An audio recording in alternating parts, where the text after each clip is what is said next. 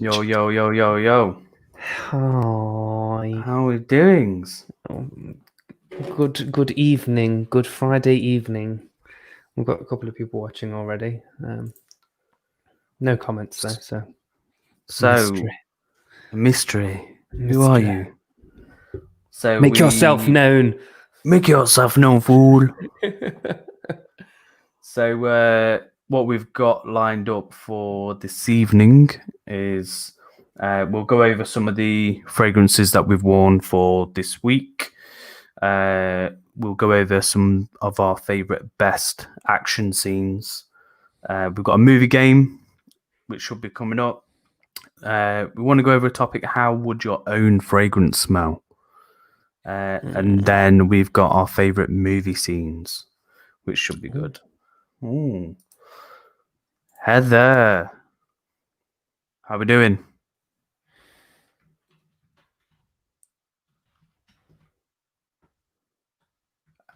And do you want to go over one of your frags that you've worn this week? Yeah, hang on a second. Let me just. Yeah, so I've not got any bottles with me. I'm not that prepared. But the weather's been pretty appalling this week. Yeah. Right? It's just been really, really bad. So it has been here anyway. I don't know where you are in the world or if anyone else is watching, but it's been pretty abysmal over here. It's just been raining constantly, and it's starting to actually get a bit cold today. Today's the first day I actually felt cold. So I've been reaching for more heavier fragrances, a little bit sweeter. So I've actually been wearing Stronger by You quite a bit.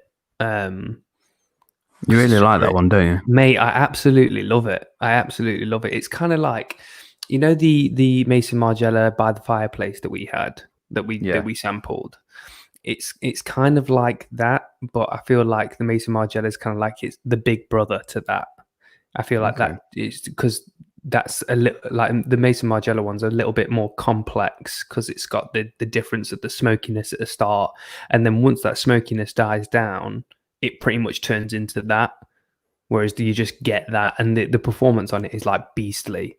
So yeah, it works really well for me, and I absolutely love it. So and it's perfect for this kind of weather, just because it's just really nice and sweet and comforting. So kind of love it. I've also been doing a bit of sampling this week.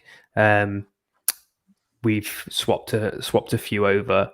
So I've got a few samples from you, and I also had Barry over at Centralize send me a bit of a care package as well, which I am very, very grateful for. And it had quite a lot of different things in there, which I've been really quite enjoying sampling a few of those. I mean, some of them I've not tried his mystery package. Yeah, his mystery package, the one that Dan tried. I don't dare try it just yet. But yeah, the nice ones I've been enjoying sampling. The mystery package you should do on a live one week. Yeah, I think I might have do. a few I mean, have a few drinks. It's only very small, and like this room is like the smallest room in the house, so I'm fearful for what this room would smell like for the rest of the week. What are the other samples that you've tried? Caboose, Caboose. Zaharoff, really like that. I wasn't too sure about it to start off with, if I'm going to be honest, because there's no point in lying. Yeah, when I first sprayed it, I was kind of like, oh, I don't see the hype here. But then, like, literally, like 10 minutes later, that kind of, because the only way I can describe it is when I first sprayed it, it kind of smelled old lady-ish, fusty almost. And I was kind of like, I really don't get what everyone else is talking about here, because everyone loves this, right? Everyone praises it to the high heavens. And I'm like, I really hope this changes. Really hope this changes. And then 10 minutes in, boom, I get it. It was just, it was really lovely dry down. And then I started to kind of like, once I was smelling it, and dealing with it for the rest of the day, I started to watch different reviews on it just to see if I could pick up what other people are picking up. And yeah, I totally get what people are saying about it. It's lovely. So I will be I'll be wearing that a little bit more. I think it's depends on the occasion, I think, but yeah, it's definitely one to have. And I mean the sample that he gave me was probably going to be more than enough for what I'll need it for. Sancho, spill the beans on Tenet with no spoilers. I think that's probably an impossible thing to do. So Anthony's done his review. I've filmed the review. I just need to edit it, and it will be coming out this weekend, probably Sunday evening, I think. But yeah, I filmed the review. It's so difficult to go through it with spoil. I had such difficulty reviewing that, not spoiling anything. And when you see it, you will know why. But the only way that I can tell you what happens in the movie or the plot of the movie is by telling you to go read the IMDb plot. It's just the easiest way of me telling you what the movie's about.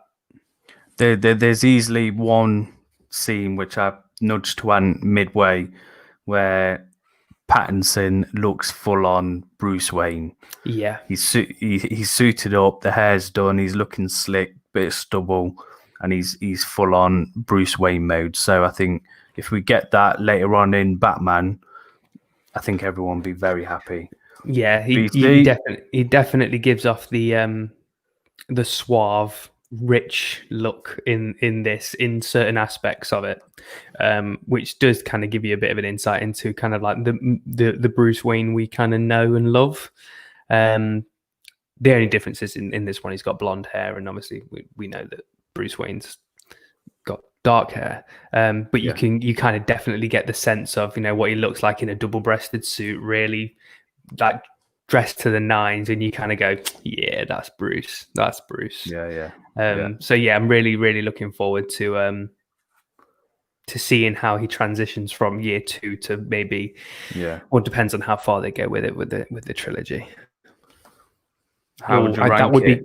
That'd be giving it. I think that'd be giving some away. I'd like to be able to tell you where it fits in my rankings, but I genuinely think it'd be me giving some stuff away, which I don't really want to do, because I wouldn't appreciate that if I hadn't seen it yet, because this is something that you cannot even possibly begin to try and get your head round unless you're actually watching it.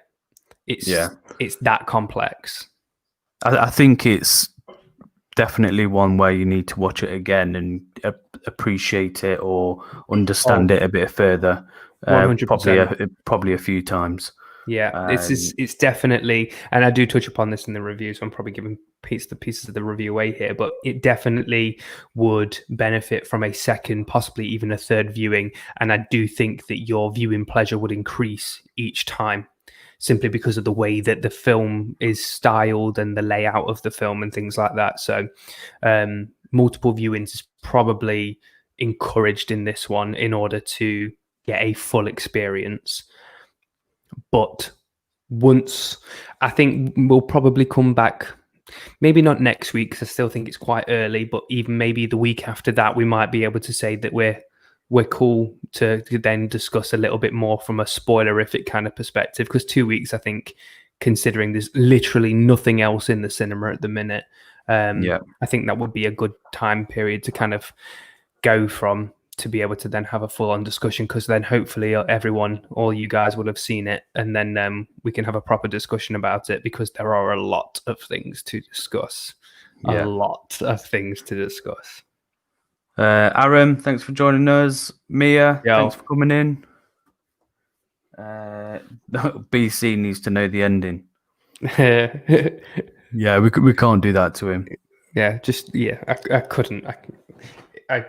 In all good conscience, I could not do that. Right, okay, so some of the fragrances... What have you been wearing, So, majority of them are the ones that I took from you. Yeah, boy. I've been testing out. So, this is the first one, so Bulgari Aqua Pour Homme. How are you finding that? I really like it. It's nice. It's quite sweet. It's got that sort of what sort of, like, as it says, it's the sort of aqua vibe. Yeah, it's like a marini kind of thing, isn't it? It's got. I think that one's actually got a seaweed accord in it, so it's kind of like got the saltiness to it, which is I really enjoy that one. Yeah, it's it's decent. The performance is quite good on it as well. So yeah, really enjoyed that one.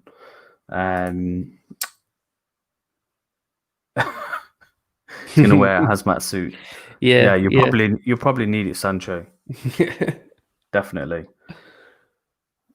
Prime Photography. How we doing, mate? You all right? Yeah. Spoil the whole movie. Aaron Me, he deserves it.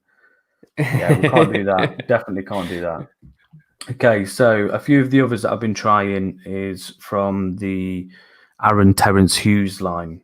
So these ones were ones that I'd never tried, and so I nabbed a few off and to have a quick sniff. Sniff. So the first one I tried was Ozone. So this is, I can see the similarities to Virgin Island water, but I felt that this one had a bit more of a minty menthol vibe in it. I felt that was coming through quite a bit. It's enjoyable. Lasted quite a long time. Could smell it quite a lot when I was wearing it throughout the day, because I was testing two at the same time. Yeah, I find that one sticks to me like mad. Like, I think I haven't worn it in a while, but I think I got probably a good 10-11 hours out of that one easy. Yeah, it's a nice fragrance. I wouldn't say it's one that I would jump to buy, but it's a easy wear. It's definitely a summer fragrance for me. It's definitely, it fits in line with more his commercial side of things. But I got a question for you now. So now you try both Neon and Ozone. Yeah. Which do you prefer? I think I would know the answer because of your taste, but which do you prefer? Neon. Yeah, that's definitely what I thought you were going to say. Yeah. Yeah, definitely prefer Neon. It's more, I don't know, I just prefer that. Embroxin Blast. The other one, so it's Mia's birthday in a couple of hours. Oh, if we're still on, I assume that's going to be at 12 o'clock, right, Mia? So if we're still on at 12 o'clock, we'll sing you happy birthday. How about that? Do you have anything nice planned, Mia? Next one that I tried was Violet Delirium.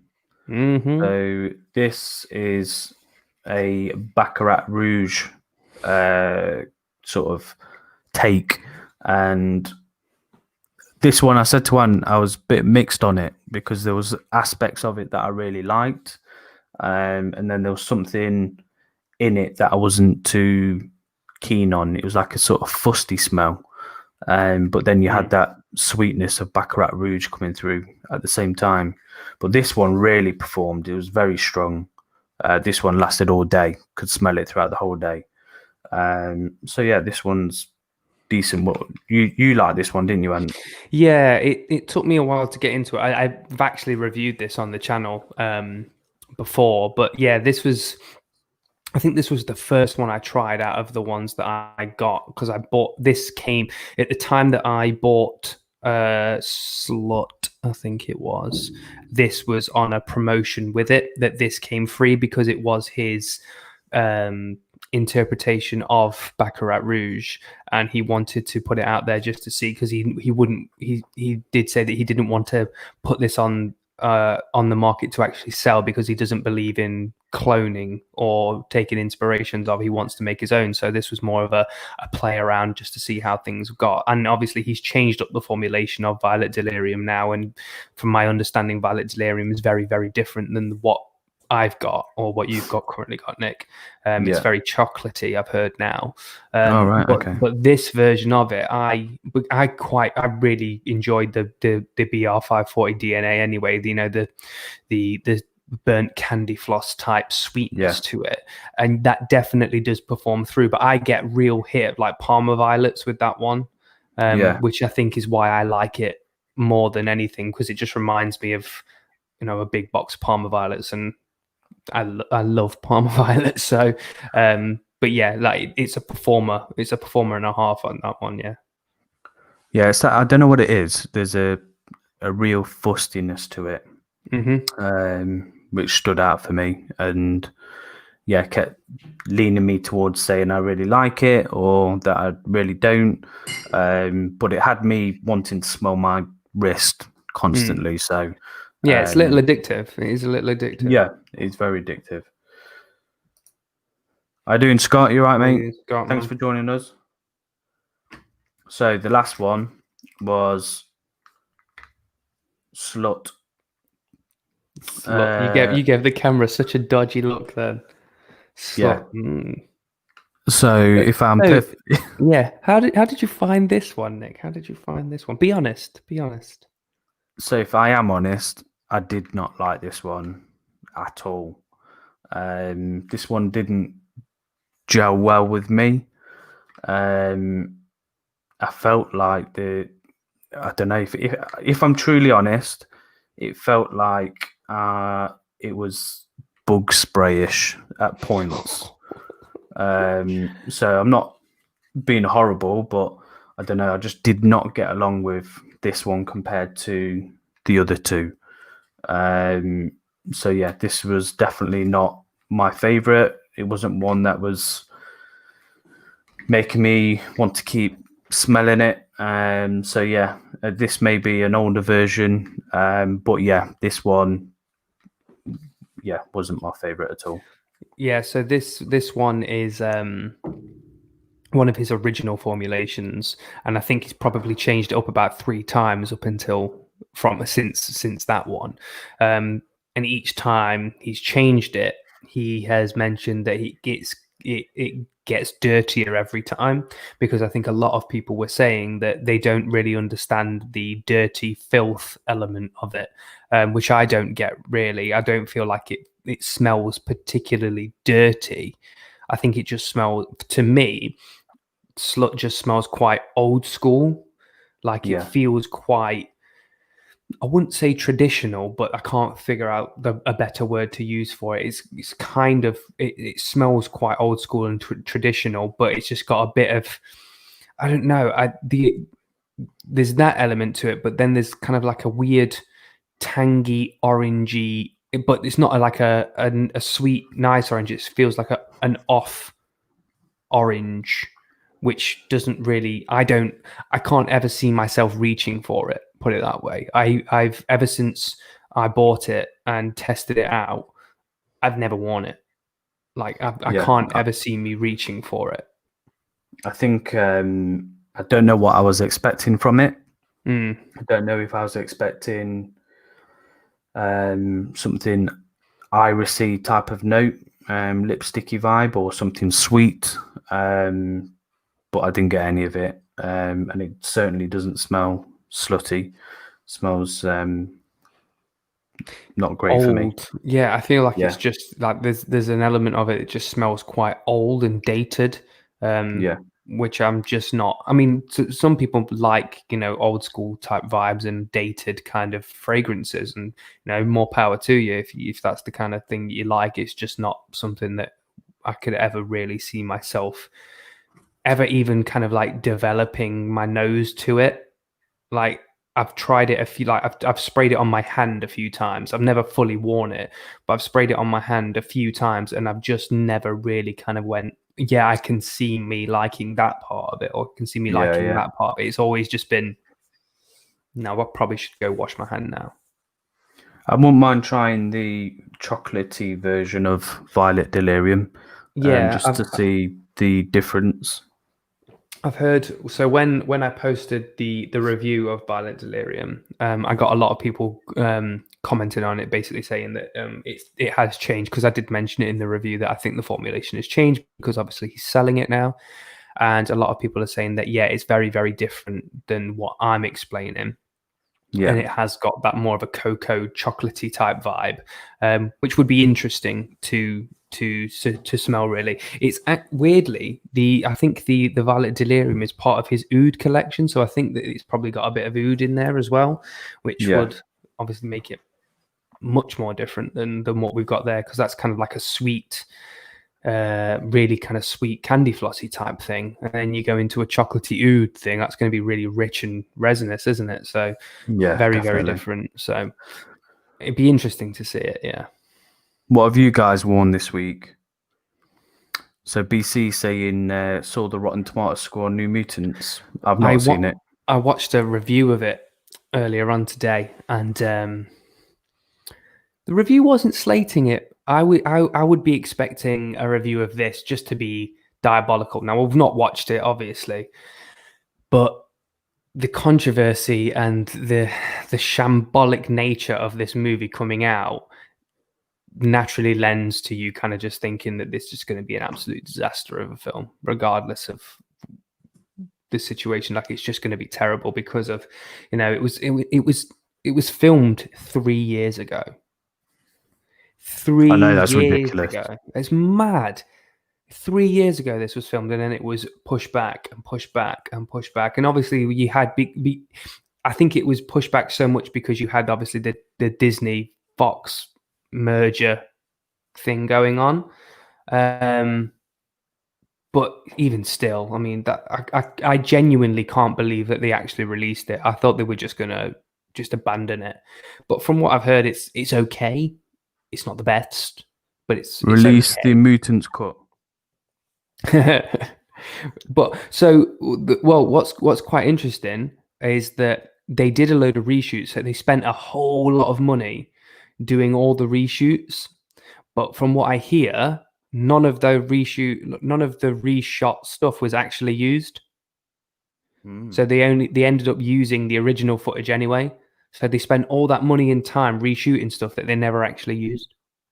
I don't know whether or not that's true, but that's what I've seen, read, and heard, which to fans of it, I can imagine is really quite frustrating and annoying, considering it took so long to actually come out. The fact that it could have come out a very long time ago would be I think frustrating.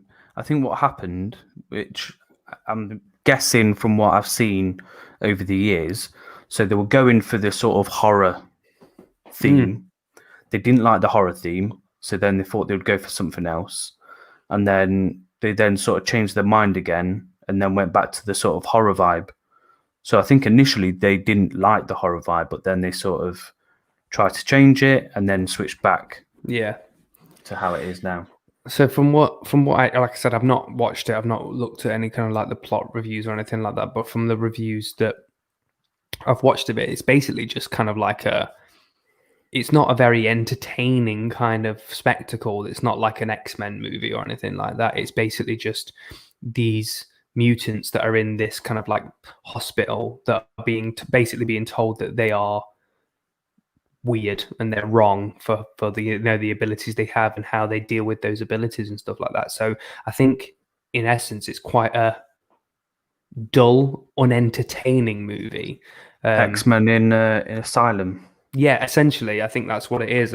And I've never been that bothered by it ever since it was announced, and I saw the cast looked pretty cool, but I'm just like, all right, if I get around to watching it, I will. Maybe I will once it comes out here, and but yeah, I'll watch it. It's only if there's nothing in the cinema, which at the minute there isn't, but we'll see. 69's bought Animalix recently, not broken the seal yet. Have you tried any others from the Terence Hughes line? Centralize in the house, Barry. Barry, how's it going? Got my my Brucey on today. I am the boss. I am the boss. Mr. Lee, why you know a uniform? Yeah. The best line in that movie. Barry, I was just mentioning, we were just going over some of our fragrances, and Slut, didn't like Slut. Violet Delirium was decent, and Ozone was, it was all right as well. What was I going to say? I'll tell you what I do like though. That I will say about Aaron Terence Hughes is his rebranding. His rebranding. Have you seen it? It looks really, really good. I'm not too sure if it's been baked into the price because I've not really looked into buying any more, if I'm being honest. So I don't know if the rebranding has kind of made his line a little that even more expensive. But they do look good, I must say. Caboose. Got Opium Pure Homme. So I've been trying that out in the cooler weather. Surprisingly minty. Bit of opium. Nice. Let's have a look. Not tried any ATHs. I'd probably say my favourite so far from the line is Neon. So I've got a full bottle of that actually. It's a DNA we both really like. Neon is very similar to Office for Men. That big Ambroxan vibe. It veers slightly away from it. It veers slightly away from it. But not too much. It's got its difference. So I think you could tell the difference between Office and Neon if you're wearing one on each hand. I prefer Office than I do Neon, but both of them are very similar in terms of the direction that they're going down, i.e. if you like Ambroxan, you're going to like both of them. Sancho is high off ass gland vapor. Arse gland vapor. You have to say it the English way. Arse gland. Has anyone tried the tobacco one he does? No, I've not tried the tobacco. I didn't realise he did a tobacco one. Yeah, he does. I've not tried that one. I think he gets some decent praise for that one. I'm interested to see what Fragmental does with Aaron Terence Hughes. I think he said his fragrance coming out next year, I think. Yeah, he's making his own with him, isn't he? So but I think Chris has said that he's very clear in what direction he wants to go down. So I don't think that he'll compromise that. He'll compromise that any kind of I think it will just basically be that he'll very much get what he wants out of it, and I don't think that. I mean, don't get me wrong. I think he might try to give him some creative input, but I'm not too sure if Chris will. He'll probably stick to his guns on that one. Yeah, he will. Because it very much sounds like he knows what he wants. Which I more power to him. Yeah. If that's what he wants, then I think that's what he should go out and get. Do you know what? I've got something that smells. It's not a fragrance, but it smells amazing. It's not, and it's arse gland vapor, is it? How did you guess? Got Sancho to squeeze some juice out, some caboose juice.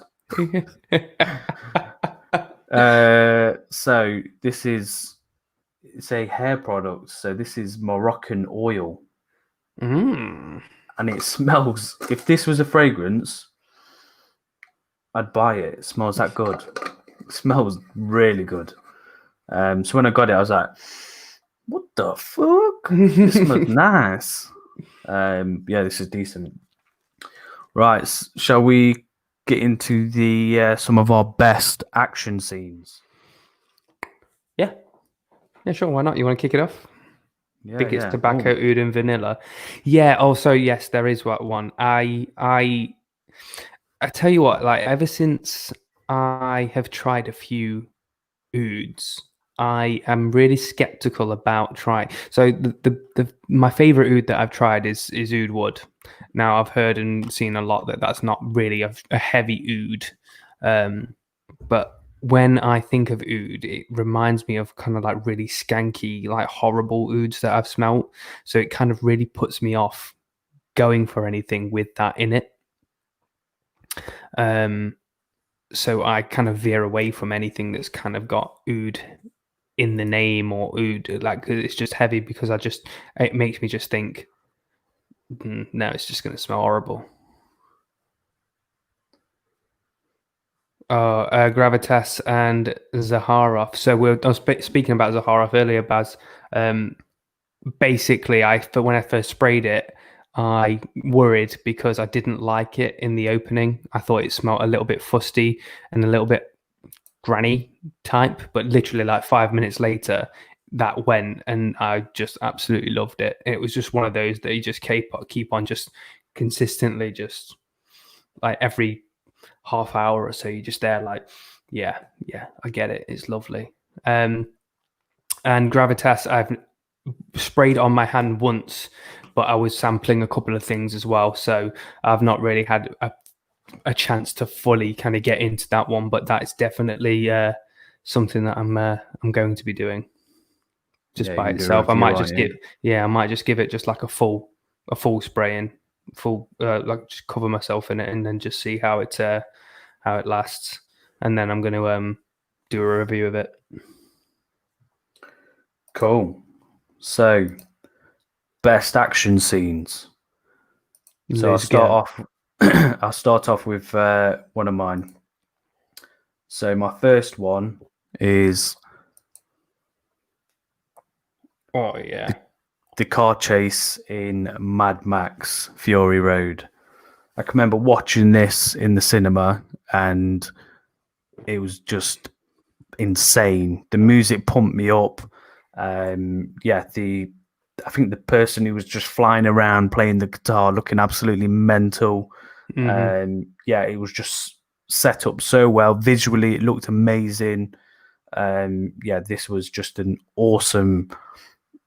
Just for saying it's a car chase, it was just done brilliantly, and I thought this really stood out. And I can remember when I left the cinema that I thought that was probably one of the first films in cinema where the music and the environment and everything really pumped me up to enjoy the film even more.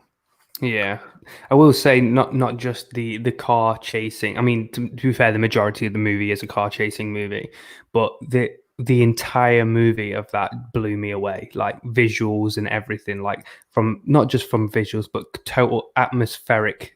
Like you felt completely immersed in that movie, 100%. You felt like you were there because, like you said, that it's so loud, so immersive, and then you get scenes like that where you can't help but literally just sit there in complete and utter awe of it. I love that movie. Yeah. Do you want me to go through mine and then you go through yours? Yeah, you go through a couple of yours. Yeah. I think you've got more than I've got. Yeah. Okay. So I think Heather's put one. She likes the elevator fight in Winter Soldier. Solid. Yeah. Brilliant scene. What also I would say about Winter Soldier is the fight between, I think it's the first fight between Captain America and the Winter Soldier on the highway. Yeah. And it's the first time that the Winter Soldier takes the shield off of Captain America, and you kind of like get a glimpse of what he looks like in it, and you kind of go, "Oh yeah, that's badass." But that was nice. Yeah, I watched a like a film, like a video of how that was filmed, and the choreography between Sebastian Stan and Chris Evans was just amazing. Like all of it seems like it could be kind of like, oh, that knife flick was added in and stuff like that, but that was actually in there and they were actually doing it. It's insane. Nice. Right, my next one. This is an oldie. Yeah, boy.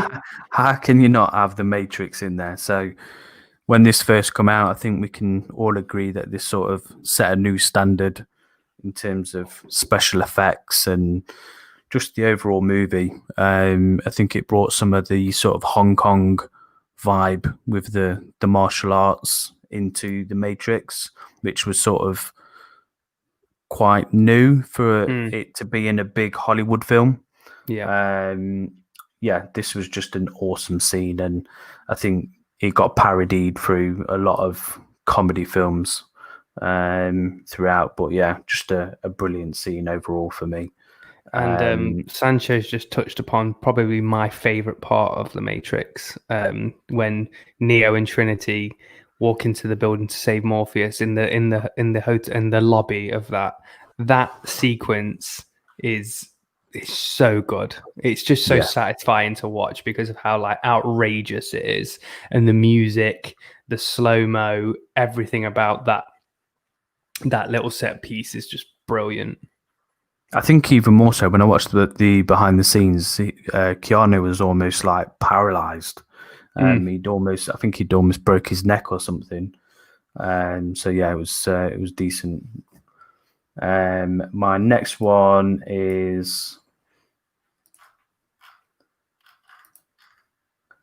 yes, not yet, Antonio Banderas. This scene is badass.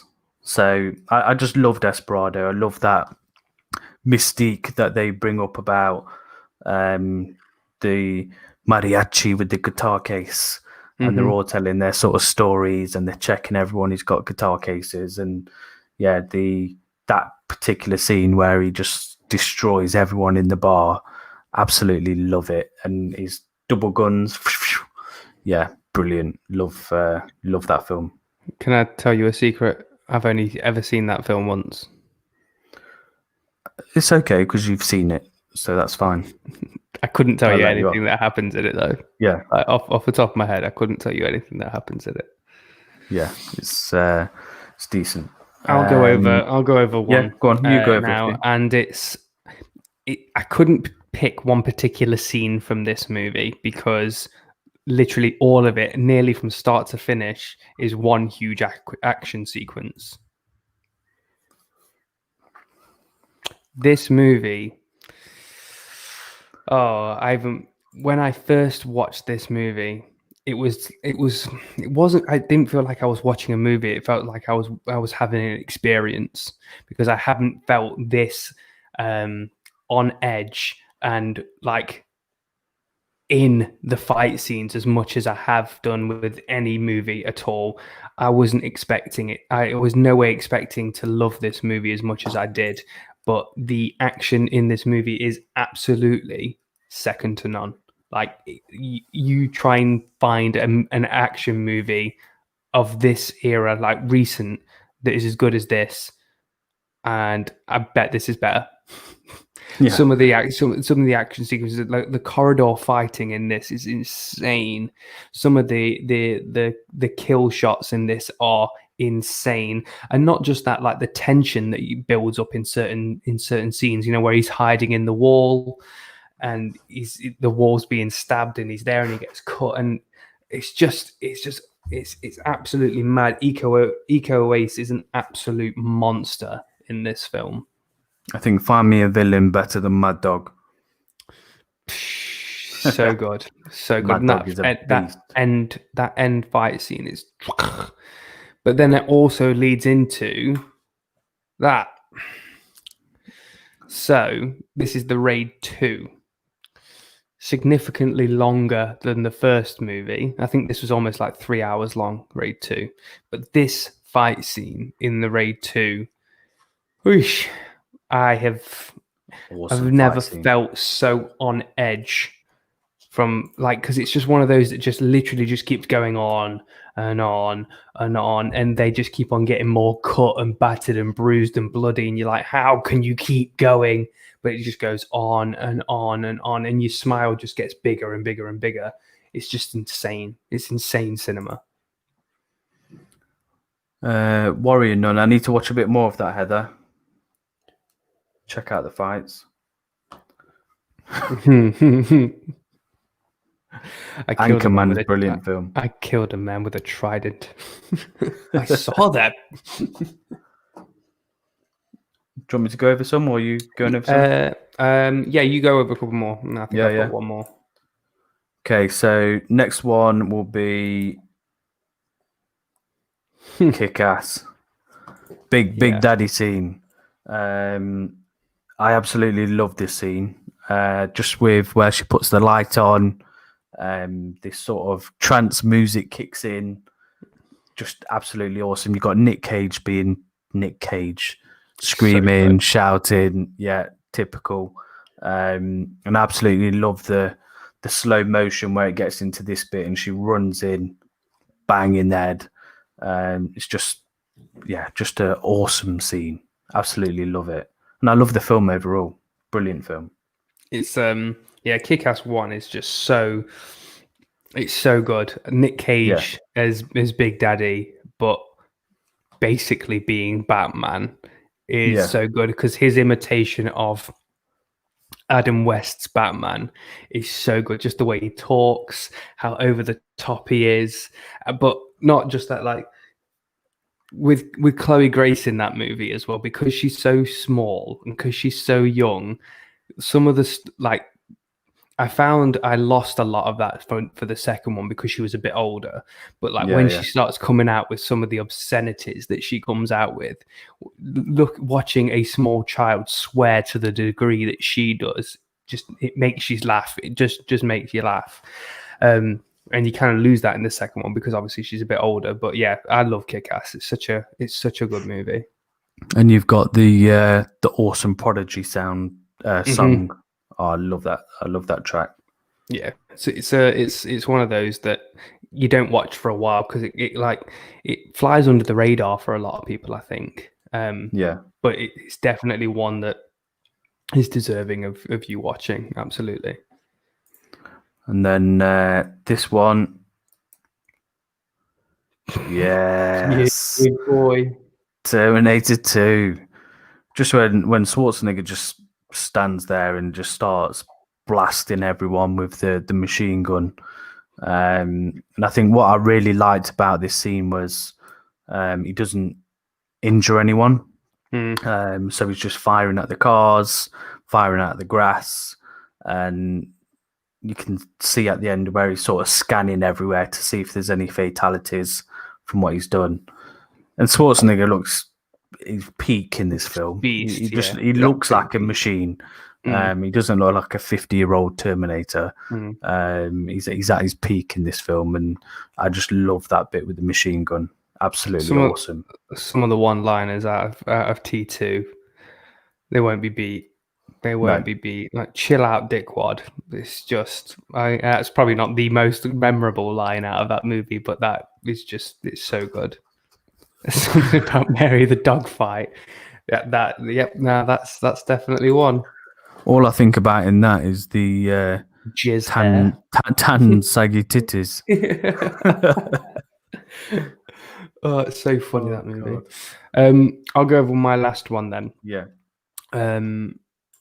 And it's probably one of my favorite movies of modern times, really. This is not long. I think it was last month. There was a post to say that this movie was 10 years old or 7 years old, one of the two. 10, but even still, that's like, no, I think it was 7 years old. But like 7 years ago, this came out. So for those that you don't know what this is the fight scene in Inception where gravity basically disappears and there is a floating fight in the hallway of this hotel room, and it's just incredible. It's like when I first watched this, it was just like my jaw was on the floor, thinking like, how on earth have they managed to do that? And every single time I watch it, I just smile because I just love the way that it's all done, with the fact that it's 100% practical. Like, there's no digital effect in this scene at all. It's 100% practical, and the room is floating around them and they're on wires. Yeah. It's just so clever. And that's Nolan for you. It is a great scene. It is a brilliant scene. I was thinking about that scene as well. Yeah, Just standout scene. Yeah, that's Nolan for you though. He's unique. Mila in Resident Evil films. You know what? I've not been a huge fan of the Resident Evil films, and I think I don't know. I had a big expectation when the first film came out because I loved the game so much. The first one in the mansion. Mm-hmm. When the game came out, the film came out. The film disappointed me because I wanted it to be similar to the game in the mansion, and it was just a bit meh. So I've never been a huge fan of the Resident Evil films. I've watched them all, and they're one of those that like I'll only ever watch if I'm in the mood. Like I really, really have to be in the mood for that kind of trash. And I don't say this in a negative way. Like it's a trash movie, but at times it's exactly what you want. You just want a little bit of crap to watch that is going to scratch that itch. And at times, like Once Upon a Time. I mean, yeah, that is never. I'm never as for the rest of my life. I will never watch that movie again. It's not even trash, then, is it? No, that is just straight garbage. It's gone to the dustbin, man. They took it off. Cool. So we have got a movie game. Ooh. So we've got some hidden movies. We've got 30 films. Let's see how many that you can find. So let's get it. Ooh. I've not seen this either, guys, so I'll be playing along with you.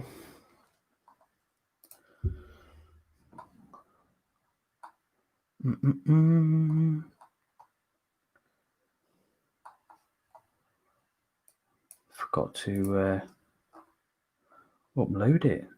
There we go. There we go.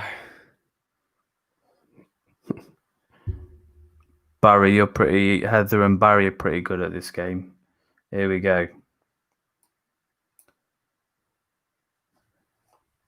Shout them out, and when people put them in the comments, and I'll tick them off. Okay. I've seen a few that I know already, but I'll let people. So we've got 30 films. Drop in the comments what films you can see. Airplane. I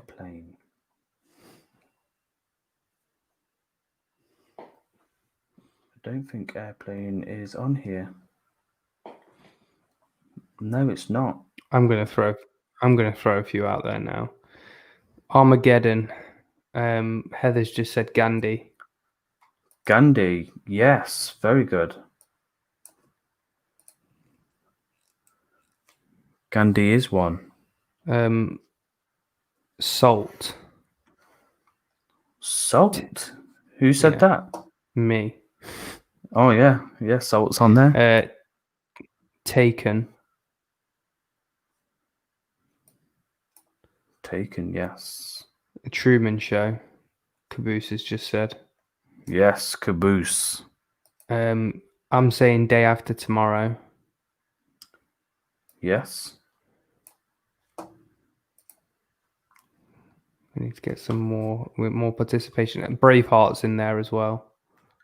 Braveheart, yes. Die Hard with a Vengeance. Who got that? Me. Sandwich Board.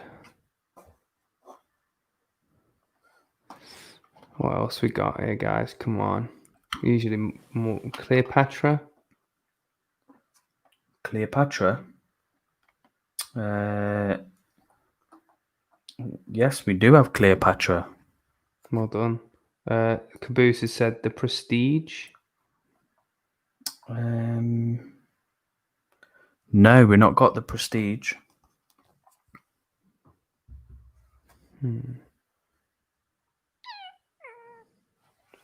This one's a bit difficult.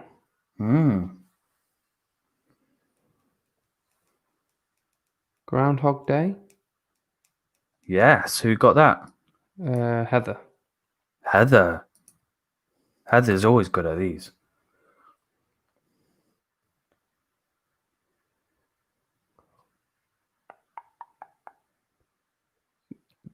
Barry said Die Hard 3, but we've already got that. Yeah, we got Heather Die Hard said- 3 already. Heather said Marie Antoinette.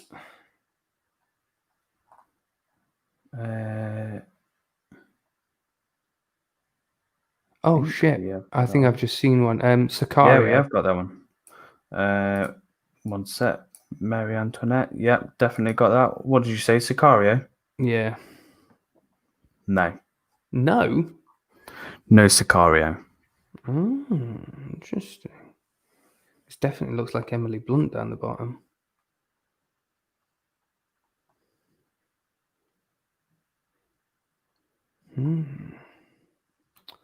Oh, Nick, you've There is a few good popular ones in there. Or ones that you would definitely know.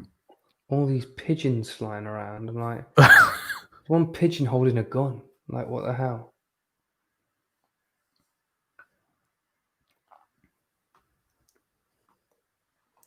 Pigeon holding a gun. Nick Cage is in there. Is that Leaving Las Vegas? It is not. Dracula? Dracula? Who said that? Heather.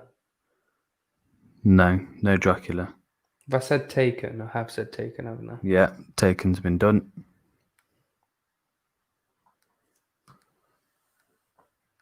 It definitely looks like Emily Blunt at the top, at the bottom. Is that what was that movie she was in with Tom Cruise? Edge of Tomorrow. Yes. Is that what it is? Yeah. Yeah. That's bugging the fuck out of me, that was.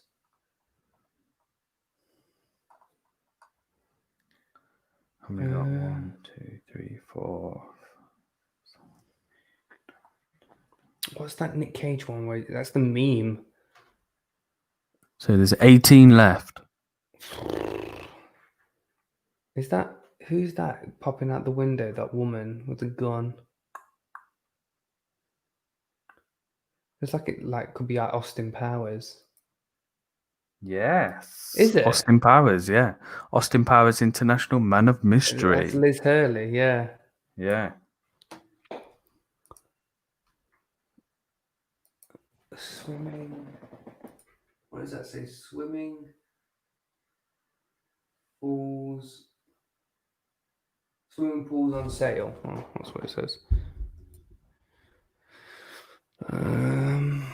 What's that?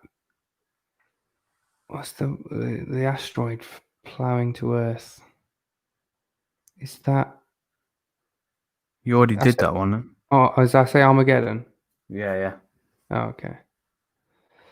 What's the airplane? Air Force One? Nope.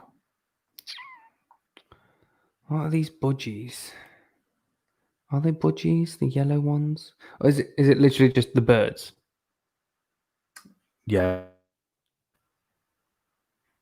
Huh? Yeah, it's just the birds. Ah, yeah. Safe. It's not the film The Birds. Oh, it's not. No.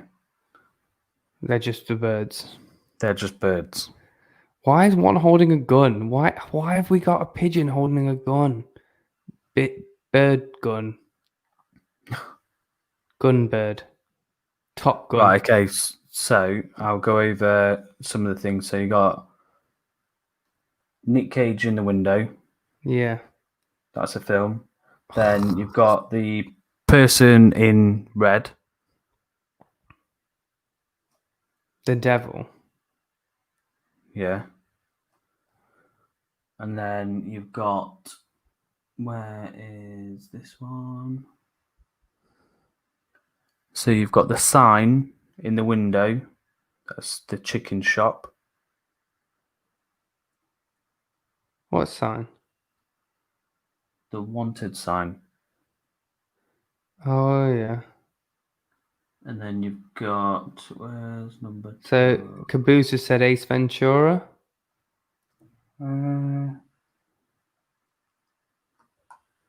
No.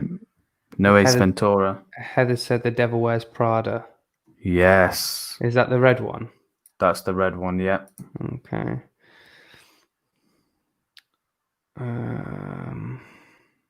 Let me just get rid of this banner because I think it's in the way of some stuff. There's a wolf there. Yeah, that's one. Is that the grey? No. The Twilight? No. You've then got another one where there's sort of two people kissing in the middle, and there's something next to them. Where's the other one? You've then got above that hospital shop, you've got a sort of gun sign. Subway 133. And then you've got two people naked on the floor having a bit of a session. Heather's put Dances with Wolves. Yes, Heather. Is the submarine thing a thing? Yes. Is it called U-boat? No. Huh.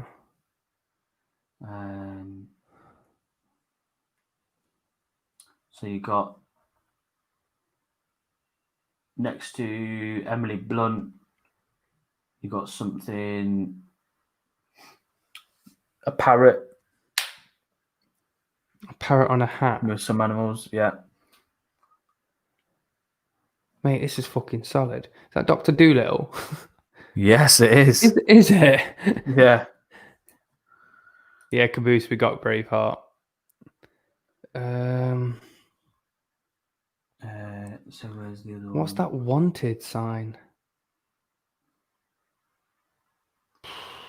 So you've got one where the Devil Wears Prada lady, the red one. If you go up in the windows, that's one. Is that Fidel Castro? You've then got in the hospital window, there's a picture in there. It's a bit of a tough one. Don't know if you'd get that. There's a big one. There's a big one right in the middle of the picture, which I'm surprised no one's got, which is next to the hospital shop.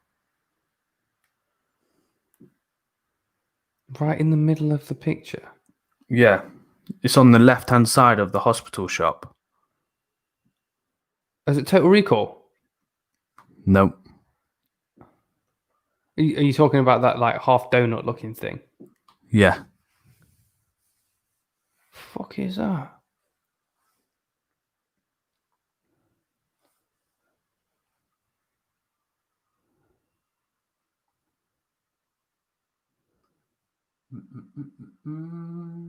Yo, this is solid, Nick. Yeah, you'll know the film of that donut thing. Fifth Element? No. Struggling with this one, aren't we, this week? That's because it's fucking solid. I still can't figure out that target.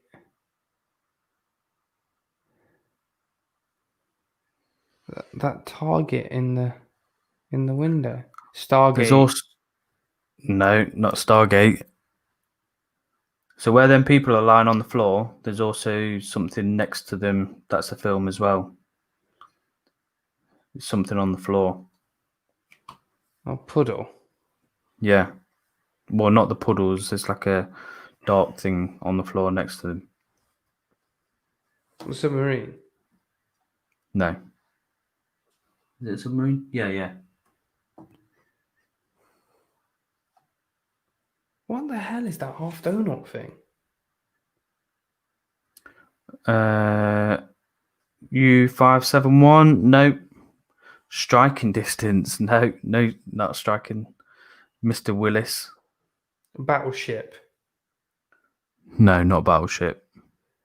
A fucking submarine. Little Battleship. A little submarine. Hunt for Red October. No.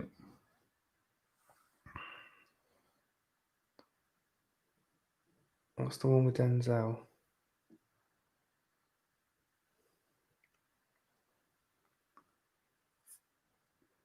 Go on, Bazza.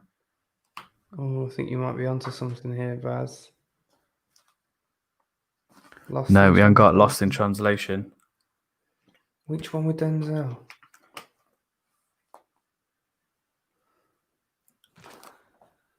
This pigeon with the gun's really pissing me off. Cuban Groove. Cuba.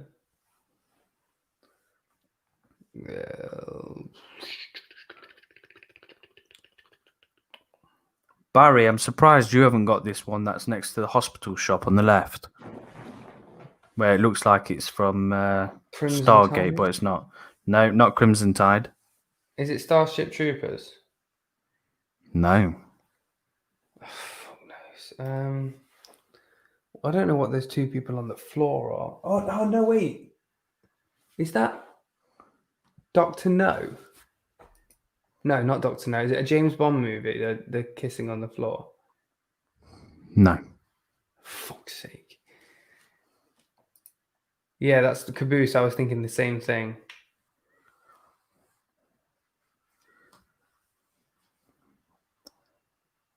Is Pulp Fiction one? Nope. I'm surprised you haven't got the Nick Cage one yet.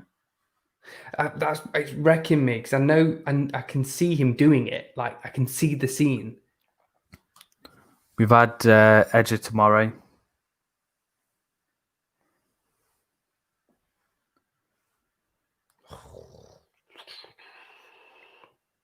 This is so hard. I'll give it another minute and then I'll go over the answers. These birds are wrecking my head. I think it might be a film that you've not seen, Ant. Pigeon with a gun. Yeah. Ow, fuck knows. Ouija? Luigi? No, as in Ouija board. No, not Ouija board. Because there's a Ouija board in the hospital window.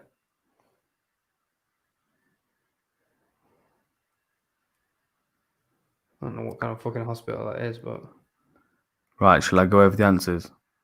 you're gonna have to because it's wrecking my soul. We already had Devils Wear Prada, Cuban. Right, okay. Let me go over the answers because it seems a bit tough. Right, okay. So Nicolas Cage in The Window. Face Off. Caboose literally just said it. Oh, Caboose just jumped in. Okay. Number 11. I can't believe I did not get that. So number 11. So this is just next to Angelina in Salt. So this is Summer of Sam. 15. Which one's I don't that? know. It's where the wanted poster is. Oh, right, okay. 15, where it's next to the couple standing up having a bit of a snog. Next to them, I don't know where this comes from it, but this is Babel. The Egyptian one? With Brad Pitt. Yeah, the Egyptian looking thing. Yeah. That's Babel. Yeah, God knows. Unless it's something to do with when they go on that trip. 16. So where's this one? Let me find it on here. Right, okay, so the gun picture above the hospital on the right. So this is the taking of Pelham. I was going to say taking of Pelham 1, 2, 3. Yeah. But I thought it said 1, 3, 3. Ugh. Okay, where is this next one? So the couple lying on the floor. This is from, I've not seen it myself, From Here to Eternity. Oh.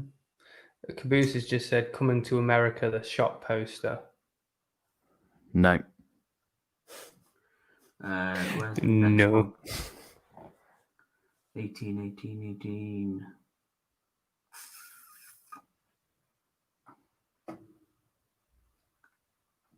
All right, okay. So in the window on the right to Nicolas Cage, this was Birdman of Alcatraz.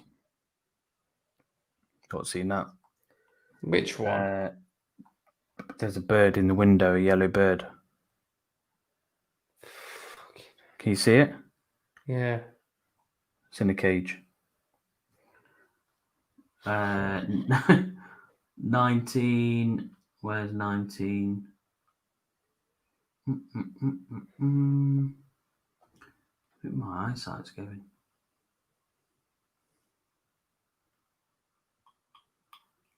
You're going to tell us what this donut thing is? So the donut thing is from Time Cop with Van Damme. So I'm very disappointed no one got that. Never seen it. What? I said I've never seen it. You need to fucking sort yourself out.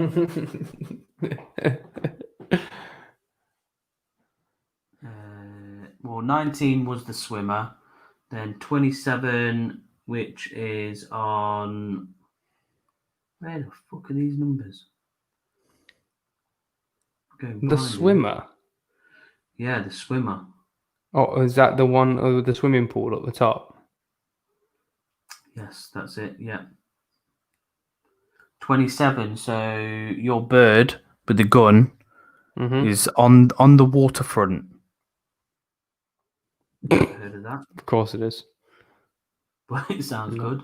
29 was Das Boot. And then 28. Das Boot. Where's 28?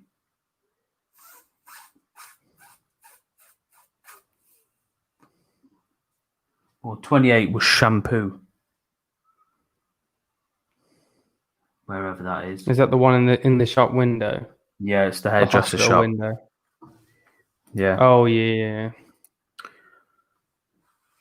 Bit of a tough one that was.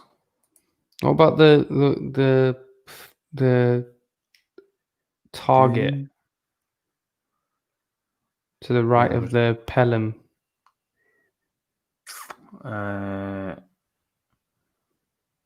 Was that just a red heron? That was 23. So the Day of the Jackal. And then 24, the one in the hospital shop, was Awakenings. I think that's the Robert De Niro film. Mate, this one's solid. It was hard. Solid. Definitely hard. Solid. Solid, mate. Solid. Cool. So, next topic.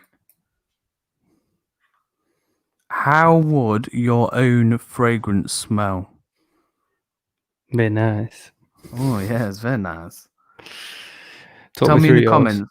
Yeah, tell me also, put in the comments what notes would you have if you could design your own fragrance. So mine would easily have vanilla. Yep. I love vanilla. Same.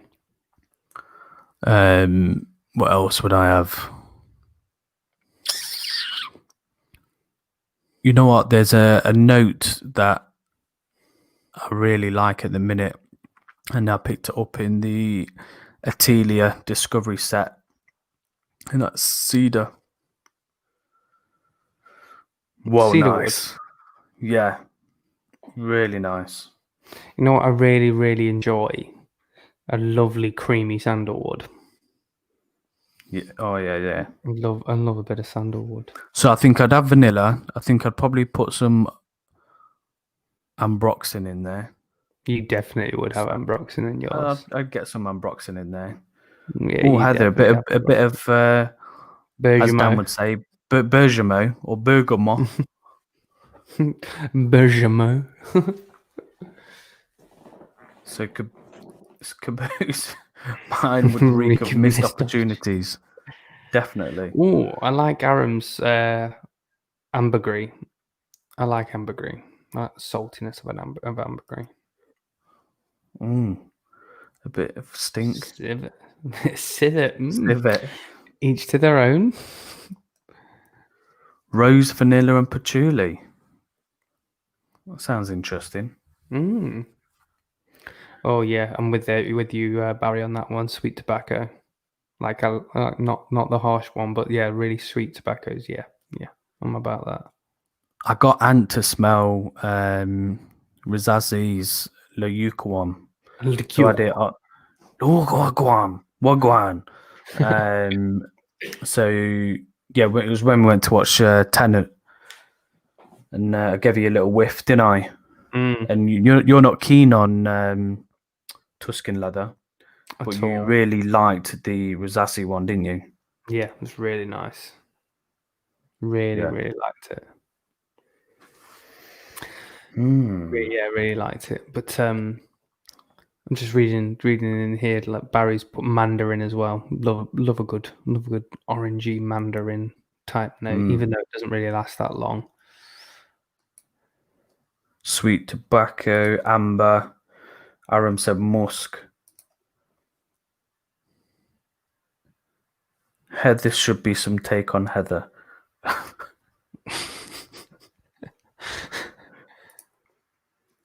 You need to try BDK Nui Disable. Very nice sandalwood. Never even heard of that one. No. Love good sandalwood though.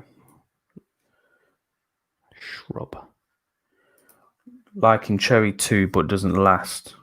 Yeah, yes. I like that a cherry note in there is very nice, but yeah, it's a fleeting note, unfortunately. They're intense. Is that EDT or EDP? Blood orange musk. Oh, that sounds nice. Sounds decent. I don't know if I would have I do like my citrus notes. Yeah, I like it. I like a good grapefruit. But I don't know if a citrus would blend too well with vanilla. No, it wouldn't at all.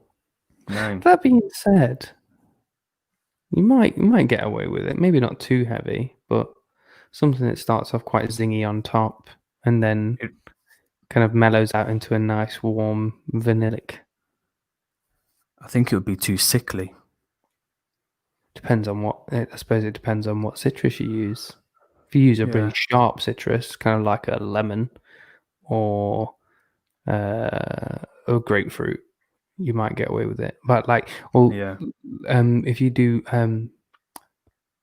lemon would go with it because Creed do Sublime Vanille, and that is essentially lemon and vanilla. Yeah. And that works really well. I'm not too keen on the sort of lemon and vanilla combo.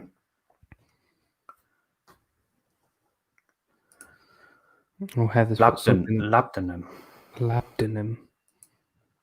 So Heather's put something like Annie. Oh yes, Annie. It's my favorite vanilla.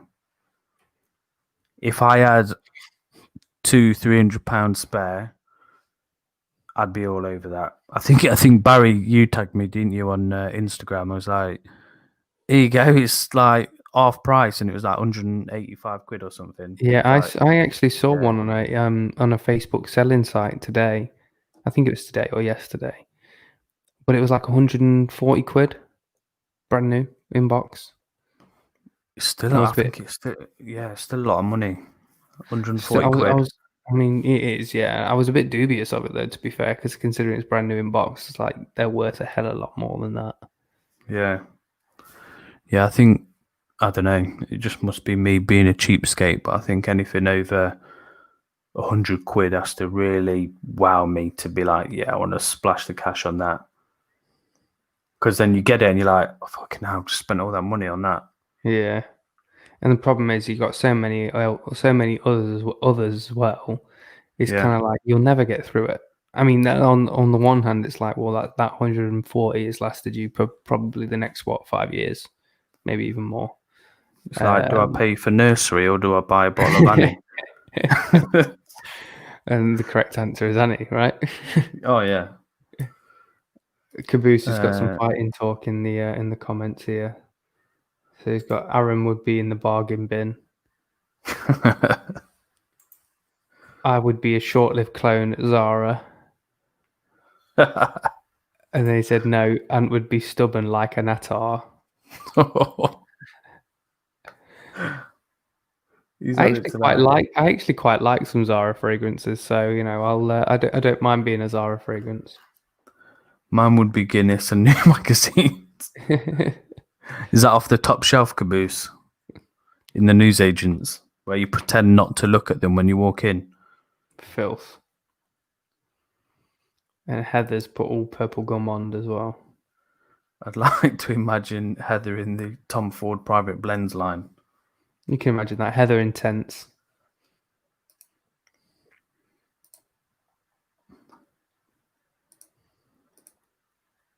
Benzoin. Is that benzoin or is that benzoin? I would say benzoin. Because I hear people say benzoin, but I also hear people say benzoin. And whenever I hear benzoin, I'm like, it doesn't sound like a word. Yeah. Black Phantom, Gourmand. I've never tried Black Phantom, In fact, I've never tried anything by Kilian. I want to try the vodka on the rocks. On the rocks. Yeah, it's supposed to be quite I think it's like a sort of lemonade-y, fizzy vodka smell. Is that Purple the one? Gourmand. I think Rosa Salas do a vodka on the rocks interpretation. I think they call it Gin Fizz. It's a new one. He's got Caboose top shelf, absolutely. Damn right. What would be your top 3 niche houses at the moment? I wouldn't class them as top because I'd probably need to try more of them. I'd probably say one that I really want to try more of is the Nishane line, where Annie and Hachivat is in there. So yeah, I want to try a bit more from there. Is there any that you want to try, Ant? I'd quite like to get into Kilian, if I'm being honest. I hear a lot of good things about it, but I've just never really. It's just never really something that got into it. But also, Barry's literally just taking the words out of my mouth there. Byron Parfums, with the Chronic, the Black Dragon, Mula, Black Dragon, all that kind of stuff. Yeah, I'd love to get into that. Yeah, I seen Big Beard Business saying that. I think it was. I don't know if it was the Mula Extreme or Rouge. Extreme Rouge or Rouge Extreme or something. Yeah. Bit of a compliment getter. So the Chronic's really nice. When you come round or we see each other, I'll let you have a little sniff. It's got the one that Tony sent me. Yeah, man. Francesca Bianchi, Sticky Fingers. I keep seeing that everywhere, all over Instagram, and lots of reviews. Is that a unisex fragrance? I'm not sure. Pomegranate, Benzoin. So it's benzoin. Smells like Chernobyl. Ooh. Aaron smells like urinal cakes every day, so I don't even need to be creative. Any toppings on that, Caboose? Phantom Sobra is great from Vitor, so is Moncherry. Yeah, I've not tried Phantom Sombra, but I've got a Moncherry, which is nice, but it doesn't last that long. It's the whole cherry. You forgot the expensive soap. And stop swinging your wang.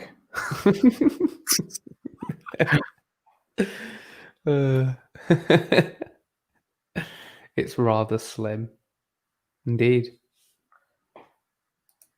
Sticky fingers, flanker, smelly fingers. Barry's coming out with all the filth. Oh, it's getting like it's definitely past 9 o'clock for Barry. That's when the off comes out.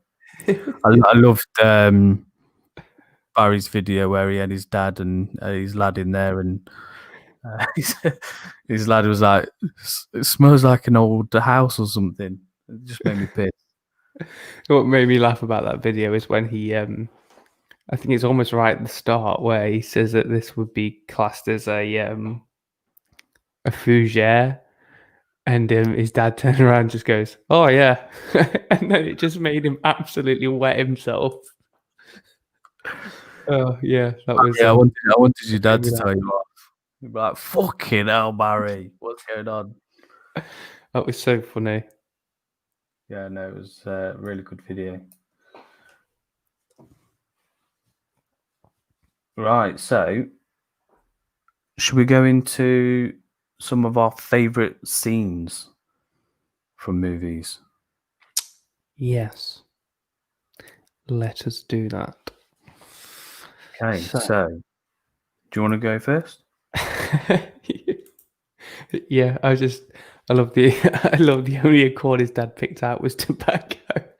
He was like, yeah, we can smell tobacco in that straight away. Sweet tobacco. Yeah, let me just get my things. Hang on a second. My things. The two that I have chosen are actually from my favorite film of all time, and that be Jaws.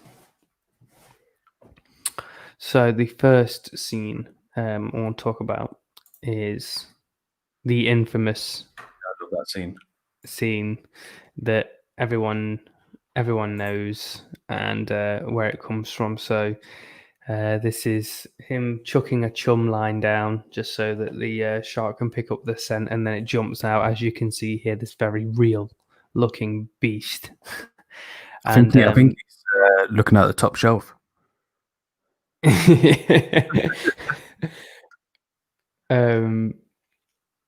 And yeah, it's just the thing that gets me about this is that's when you start to feel like the dread, because they can see it for the first time, and then the we're going to need a bigger boat. That line that comes out was actually an improvised line, and it's probably one of cinema's most popular lines.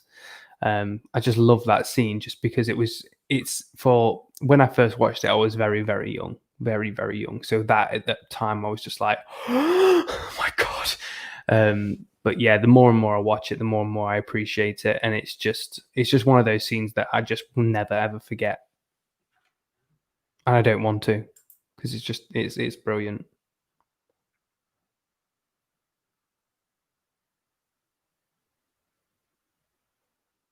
You got another one?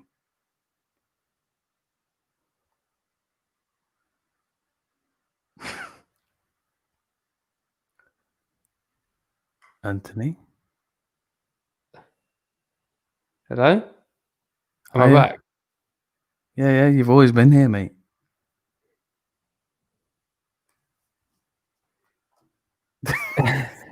What's going on? What is it? Are you crashing, are you? Are you there? Yeah, I'm here. Oh, you're there now. I don't know what the hell happened there. I thought you were seeing ghosts. You were kind of just stuck, like. It just freaked me out. I thought you were like, hello. No, I was waiting for you to move. I think you froze for me. So, Right. and then the other line that is just, I think is just sorry, the other scene is just a wonderful, wonderful piece of cinema.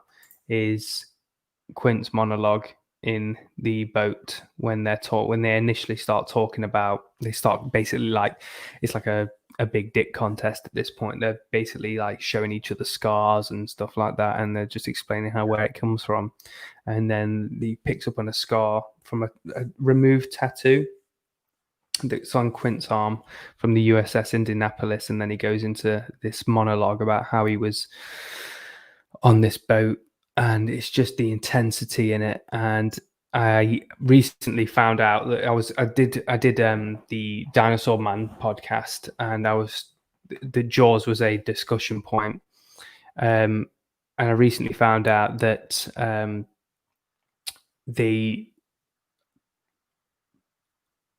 they filmed this after he basically apologized for his excessive drinking the day before, and he said, "I'll go into it and I'll do it spot on the next day." And it was literally one take that he did it in. And considering the intensity and the size of that monologue and how well that's delivered, it's nothing short of staggering. If I'm being honest, I absolutely love that scene. And if I could pick any scene, any one scene out of cinema, that would be my favorite scene probably of all time.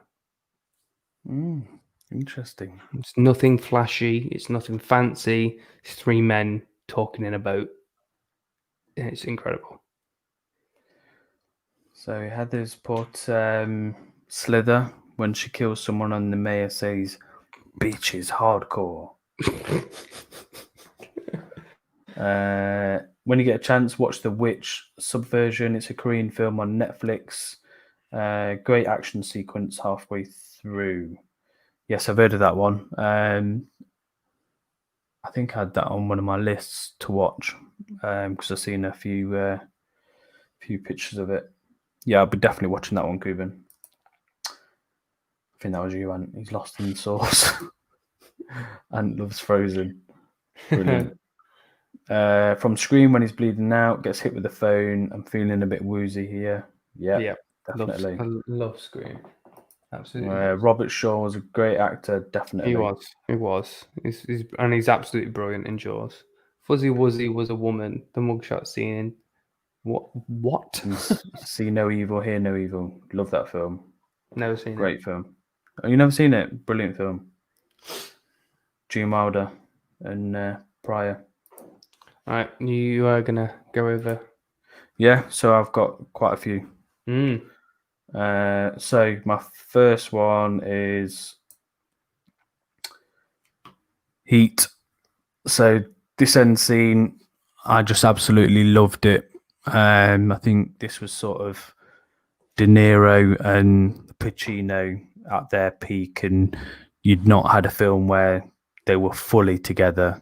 And just this ending of where there's a sort of mutual respect, and rather than just leave him there to die, Pacino holds his hand as he's dying, and then you've got the sort of Moby music in the background going off, and I thought this was just an epic ending for this film. Absolutely loved it, and Heat is definitely one of my favorite films of all time.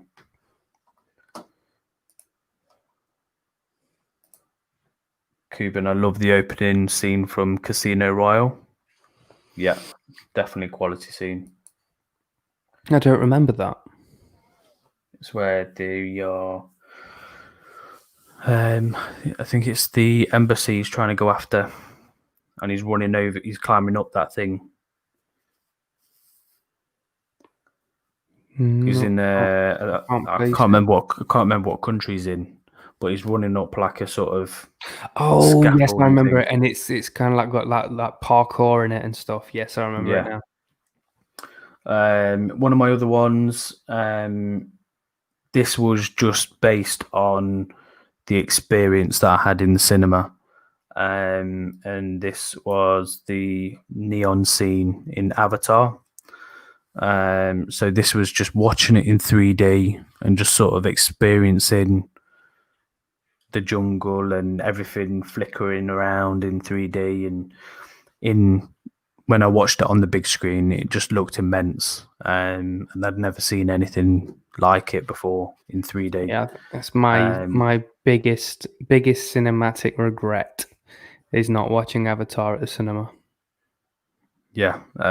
So yeah, just visually, yeah, the film overall isn't probably the best, but just from a visual filmmaking, this was brilliant in the cinema.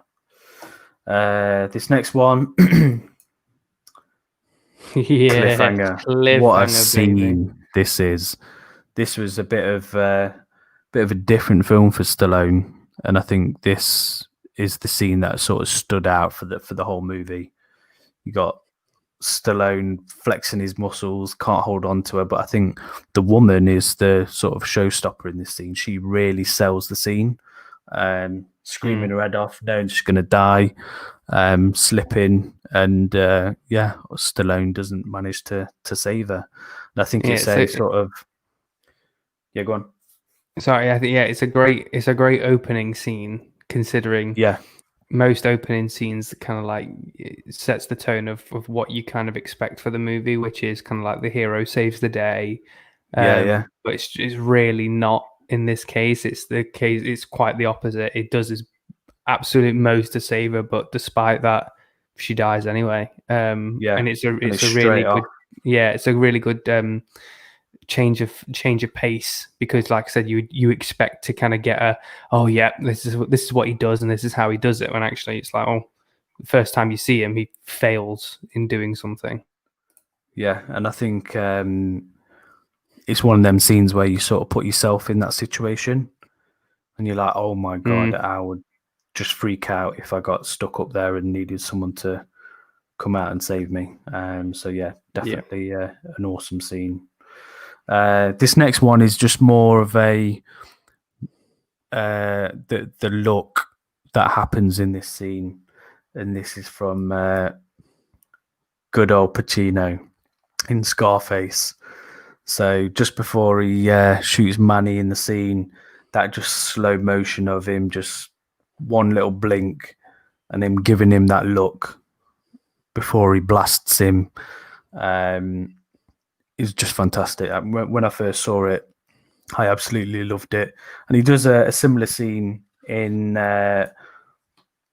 Midway, where he's watching his sister dance with the guy, and he's just staring at him. Yeah, he's sat there with his arms up, and he's just like, absolutely loses it. He's like, I'm ready to fuck you up. When I first watched Scarface, like when that scene with Manny came, like I there was part of me that was like in total like disbelief. I was like, there's no way he just did that. And then he's just like, oh, actually, he totally just did that. He's an absolute nutcase in that movie, but in the best way possible. That end siege of his house in that movie is so good. When he takes on everyone, he's just standing there being shot. And he's just saying, I'll take your bullets. And he's just bang, bang, bang. He's just standing there, just taking it. And he's an absolute monster. I love the end in one shot with obviously it's not Pacino in the water, but the stunt guy in the water is just there and it's panning out. And apparently he had to hold his breath while the camera's doing that, which is really good. This next one is one that I think not a lot of people have watched. But the reason I put it in there is I watched this film when I was a kid. And this one scene in the film always stuck in my mind and reminded me of this film. And this is from Starman with Jeff Bridges.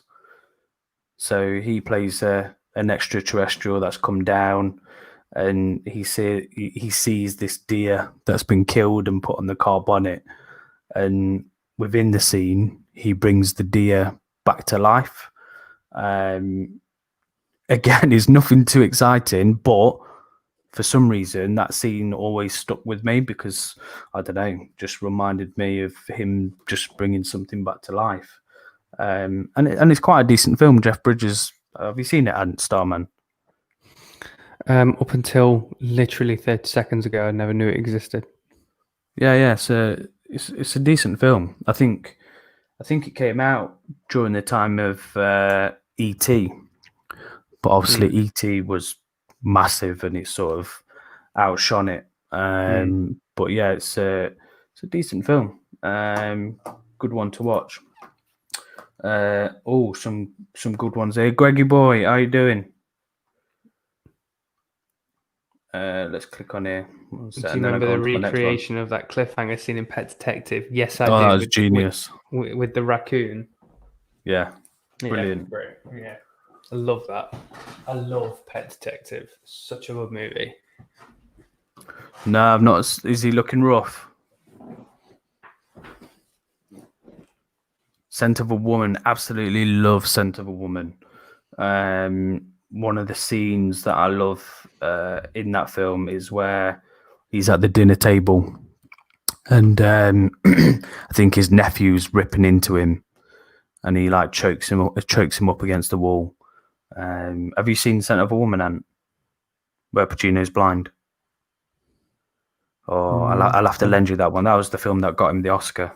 Yeah, I've never, His first never Oscar. seen it. Yeah, really good film. So the next film, this one, this is a scene that really stood out in this film, and this was Trainspotting. Oh, mate. So this is Ewan McGregor doing his cold turkey, from his heroin, and he's freaking out because he's seeing the baby on the roof that he died in the other room, and he's sort of seeing it on the roof. And Trainspotting overall is an absolutely awesome film.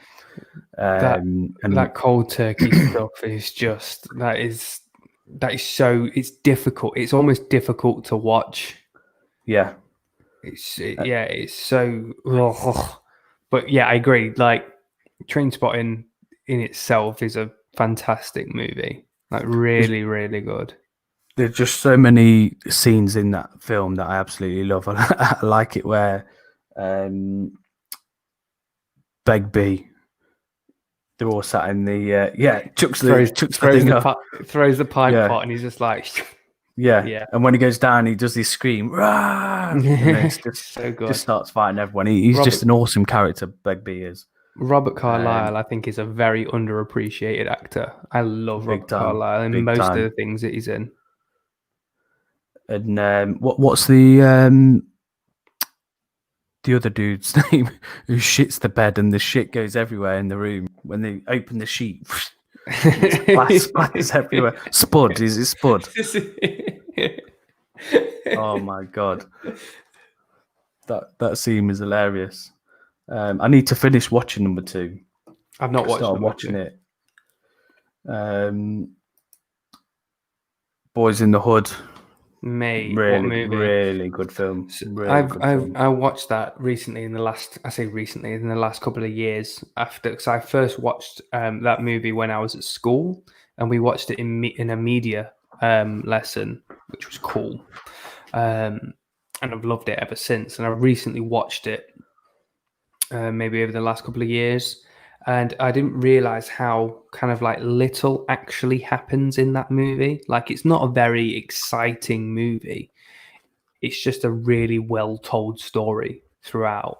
And there's a scene in it where Cuba Gooding goes a little bit mental. He's there and he's swinging and punching the air, and he starts crying.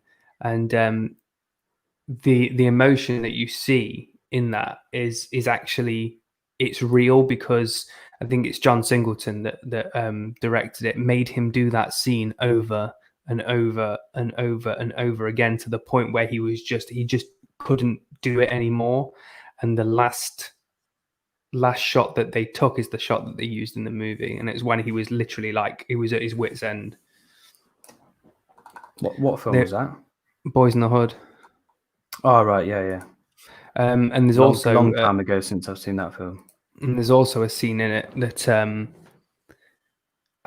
sure it's Boys in the Hood, where they were actually filming in Compton, and they were told that they actually got permission from whose ever gang's turf that they were on to actually be there, but they were very aware that they were, in the middle of a place where it's quite a violent gang territory, and it was put in after the movie. But basically, as they were filming, there's a part of the film where the people that shoot Ricky pull out a gun and shoot it into the air, like an Uzi, like shoots it into the air, and everyone just disperses. But actually what happened was that they thought the people that were dispersing, actually, everyone on set actually thought that there was real gunshots. So you see the panic on everyone's face, and they like shoot away and they drive away, and that's all real. Like they genuinely thought that they were being shot at, which is another cool little tidbit in there, because like when you look at the panic on their faces, they're all absolutely shitting themselves. I don't know why. I just thought of some old school films that I used to watch, like comedy films, like Friday. Great movie. I think it was called I Got the Hook Up, and I think it was with Master P. And that was just a hilarious film. So it was all like your films like Menace to South Central, by Drinking the Juice in the Hood. I used to love all them type of films. Used to watch them all the time. Don't know why that just reminded me of it. But yeah, I used to love them films. Friday and Next Friday, I used to watch so much. Yeah, they're so funny. Used to make me piss with Debo coming with the music. Dun, dun, dun, dun, dun, with his fucking skiddy pants. And he was boz-eyed as well, wasn't he? Yeah, absolutely loved that film. Yeah, so funny. So I've got a few more, but we'll just go through the comments. So Last Starfighter came out at the same time as Starman. Yeah, I believe so. Unrecognizable. It's a shame. Because I really liked him in Ray Donovan. He was really good in Ray Donovan. Have you Trainspotting went through its part? Yeah, brilliant. Have you heard of a movie called The Big Blue? It was one of my favourite movies when I was young. Beautifully filmed by Luke Ben. Yeah, I've not heard of that one. Luke Besson. Luc Besson, yes. I really like Luc Besson. Brilliant director. 30 years, bloody hell. Making me feel old. My son had to rewatch The Blue Lady singing in The Fifth Element too many times. Yeah, there's one thing that, like, say, I really appreciated watching Boys in the Hood when I was at school, which is great because it's like, you're watching such a cool movie at school, so it was fine. But we watched it probably about 10, 15 times, like in total, like going backwards and forwards and stuff like that. And it makes you completely overanalyze a movie. This is why I had to stop. I haven't watched it for so long. And I only revisited it in the last couple of years because I just overanalyzed it to the point where I'm like, I just don't really want to watch this movie anymore, which is, I don't really ever want to do again because it makes you like hate a good movie. Yeah. Menace to Society, great film. That's another old school film. Leon, Natalie Portman. Such a good movie. Gary Oldman in Leon is just, he's great. Right, so this next scene was just more again from one, from a visual aspect, and two, how the sort of scene changes. So this was from Drive. So it was where he sort of moves her into the corner. The lights sort of dim down. It hits the spotlight while they're having a sort of little kissy. And then he just goes absolutely mental and just starts stamping on the guy's head and demolishes his whole face. So it's just how the scene sort of just turns on its head. So she's there, like sort of into him, kissing him, and then as she's leaving the lift, she's sort of like, I don't know who you are, type of thing. I don't know. The scene really stuck out in that movie for me. I think with the music, the visual of the lighting and stuff like that.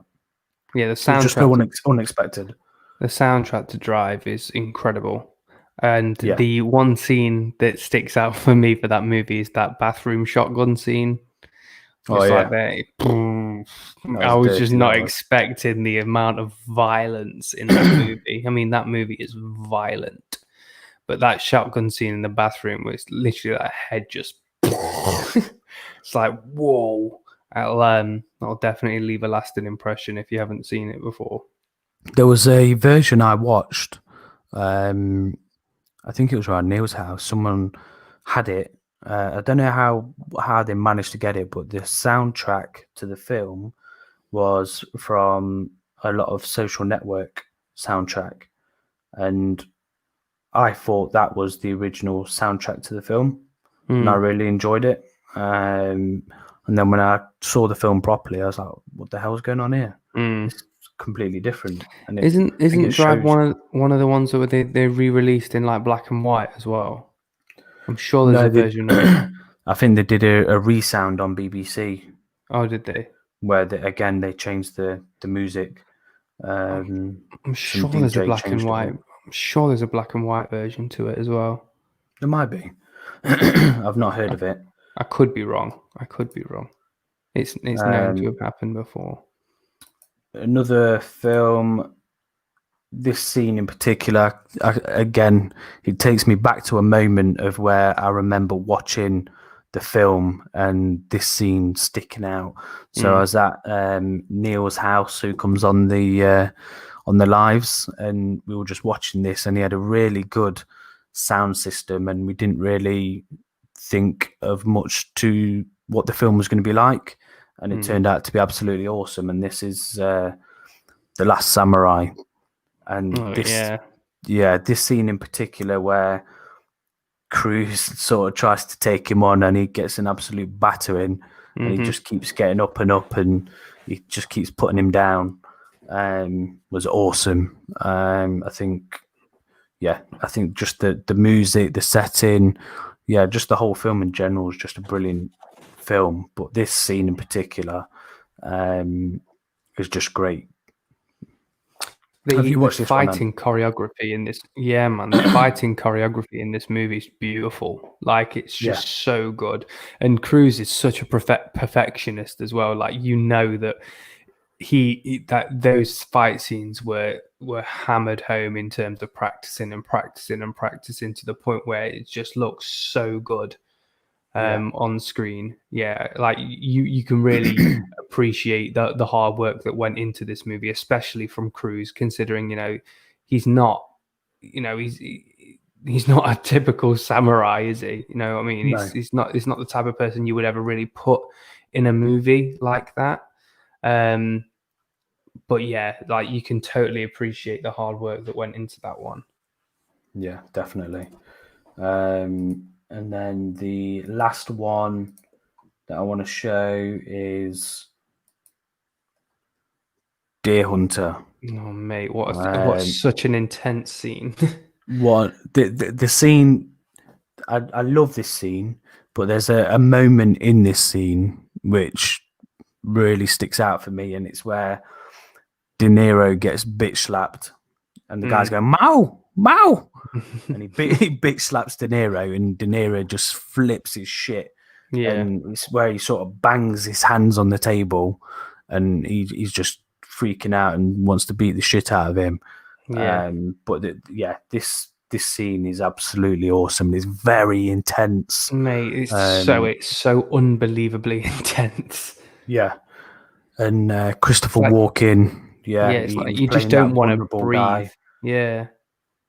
And just a great film. I think it's a long film, but this was a really sort of dark and intense, and sort of showed what sort of went on during them times. So really good scene. Let's have a look at a few comments that have come in.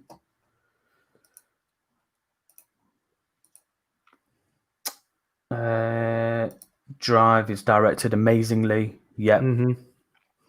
Fully agree. And I think what's good about it is a lot of people slated the film, but I liked the way that Ryan Gosling sort of played that character, of where it's like this brooding kind of, like, almost uninterested kind of thing. And I think he's built an entire persona off the back of that kind of. I don't know whether or not he had that persona prior to him having that role, but I think he's built this persona off the back of it as this kind of, like, almost uninterested guy. Like, whenever you watch him in interviews, he almost kind of looks and sounds like he doesn't really want to be there.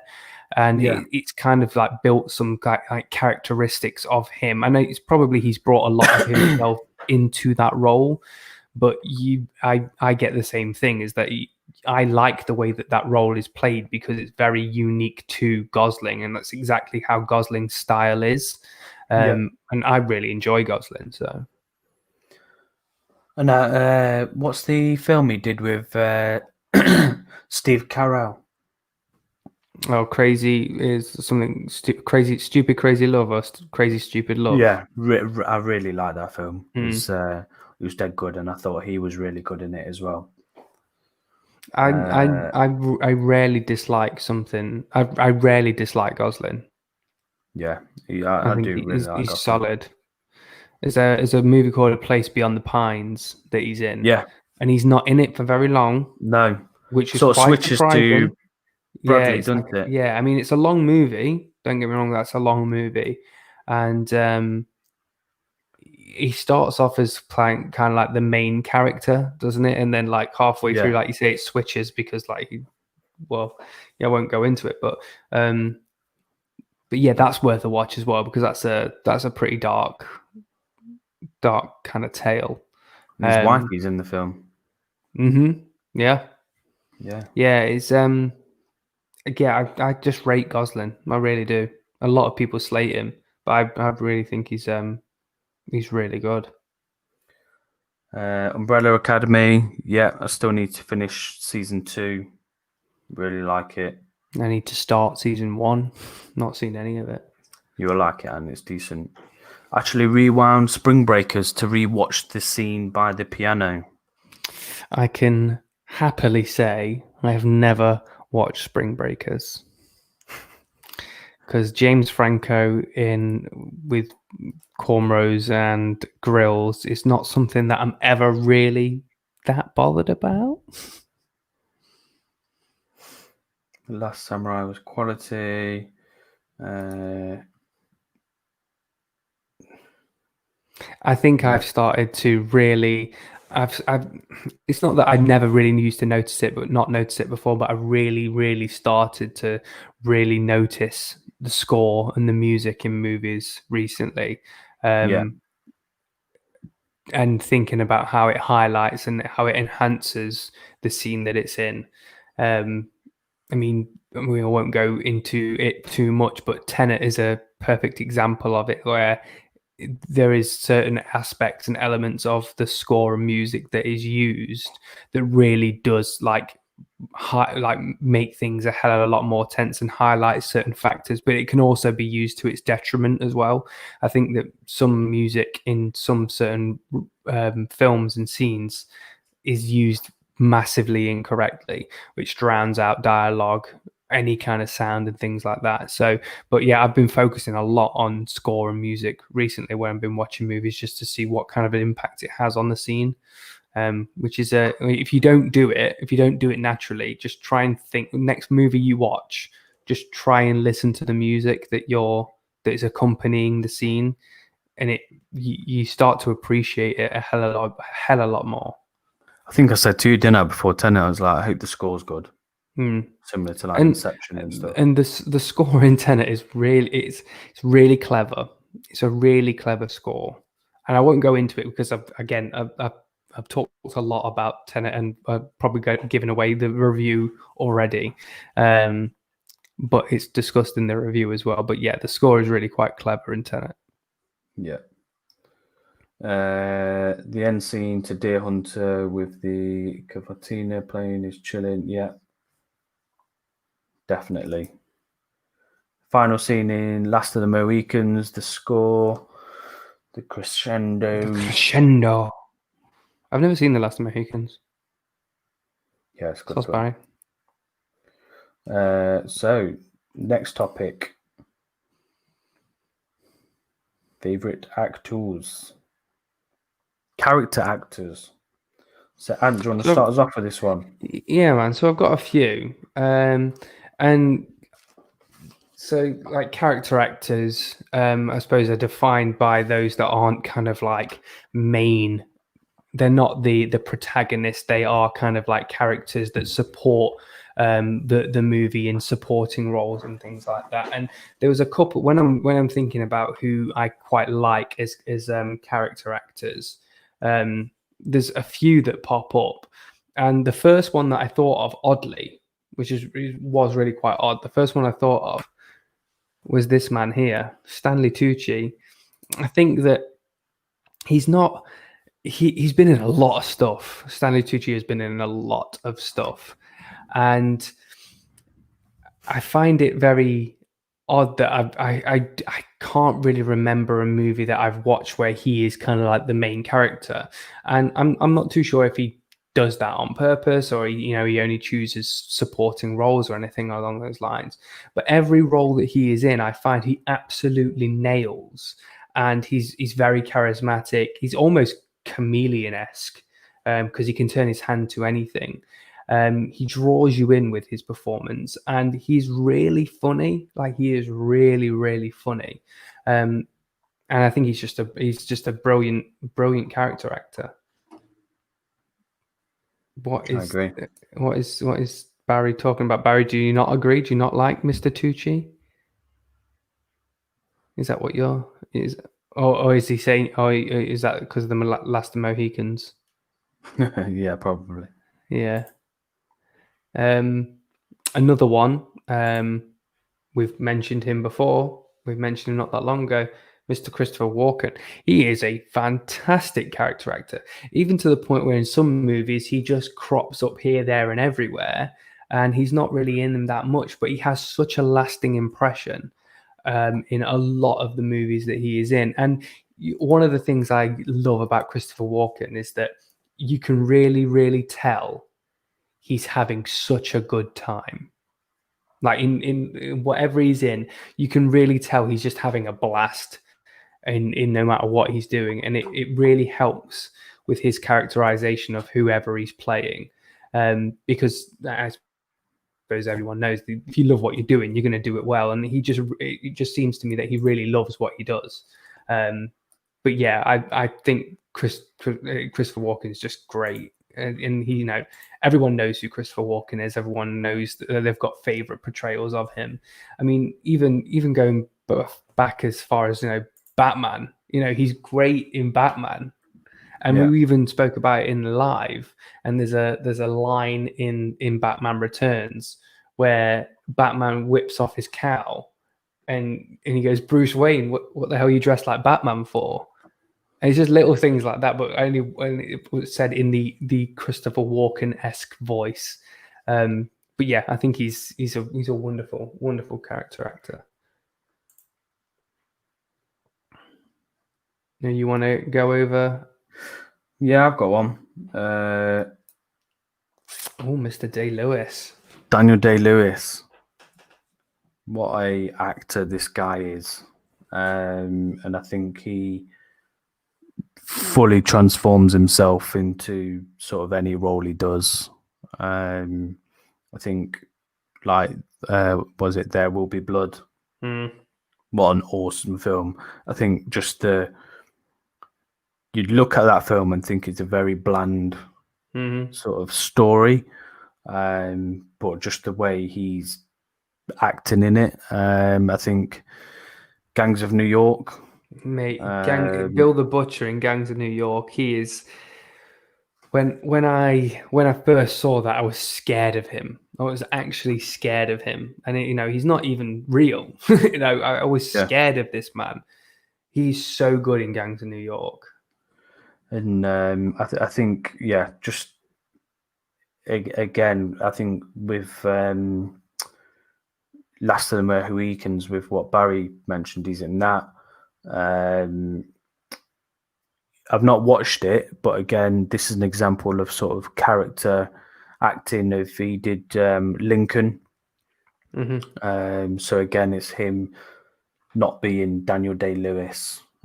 He's in prosthetics. He's not looking like that. He's getting into character to be that person.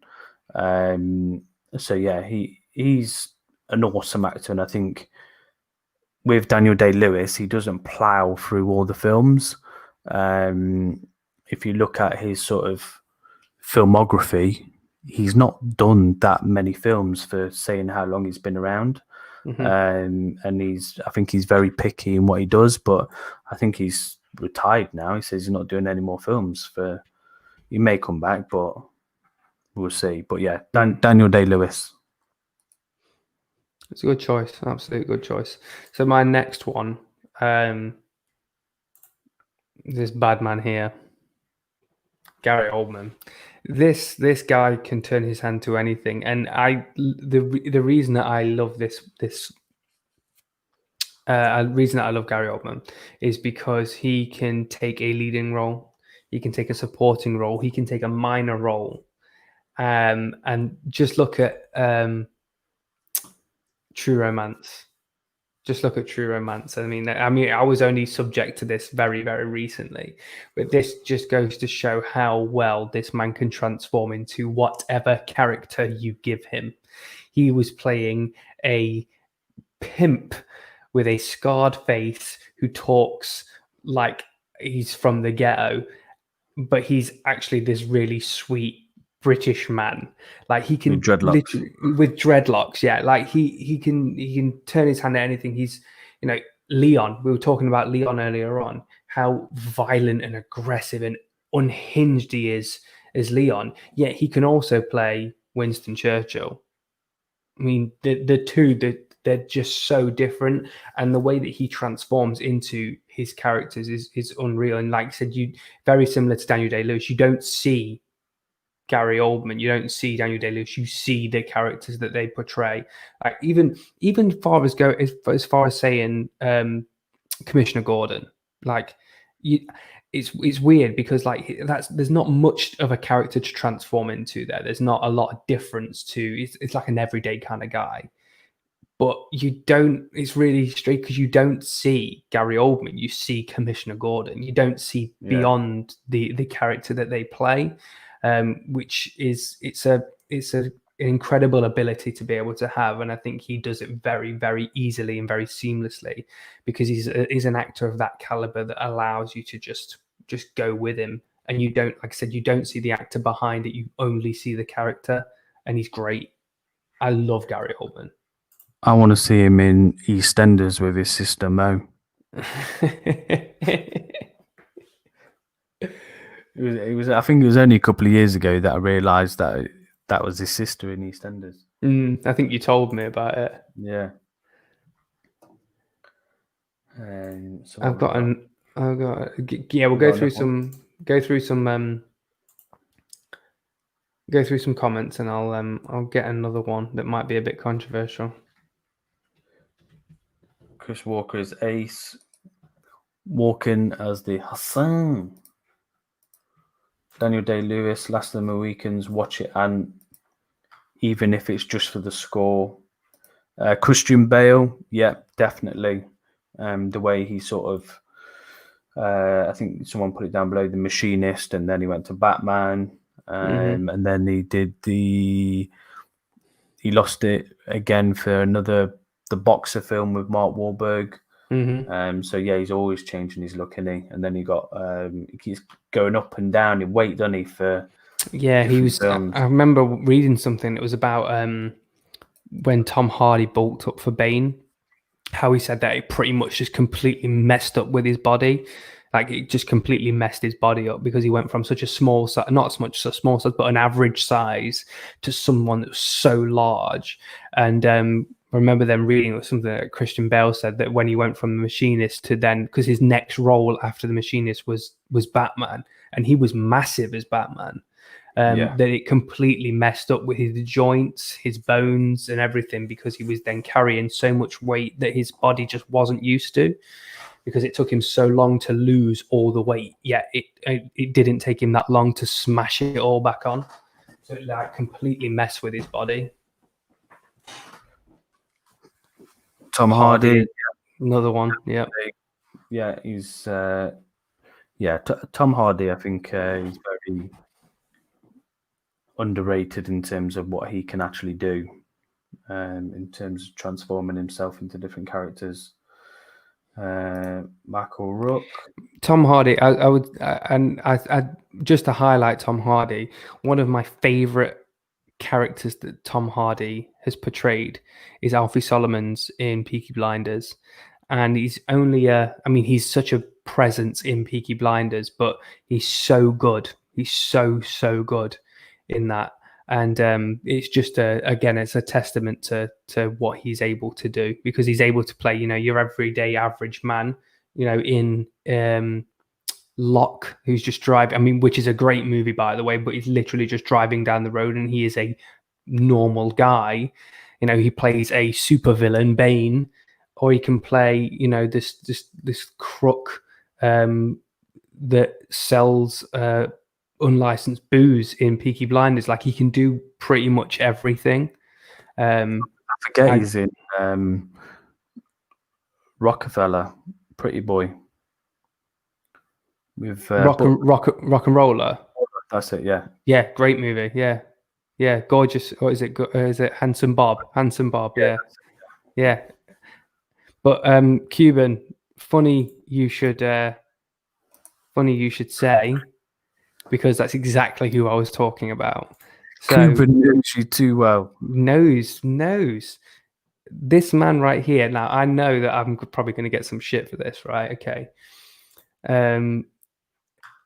But this man, he hasn't won an Oscar for not being a good actor. He is a very, very good actor.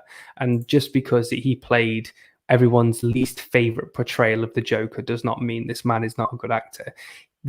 Jared Leto is known for his method acting, which means that he transforms himself into a character. Now, you forget the Joker, forget it, like completely forget it, because I'm not even going to mention it in this. What I'm going to mention is, if anyone hasn't seen it, then you absolutely should, is Dallas Buyers Club. Dallas Buyers Club is what he won the supporting actor Oscar for. And he plays a role that it's captivating. It's so good. And again, it's one of those that you cannot see beyond the character. You cannot see beyond the character, because the character is so well portrayed and so well played that you can't possibly see beyond it. And that's possibly one of the reasons that he got the Oscar for it. But it's not like that. That is one example. It's one fine example of why he is such a good character actor. Yeah, and why did Patrick Swayze not get an Oscar for To Wong Foo?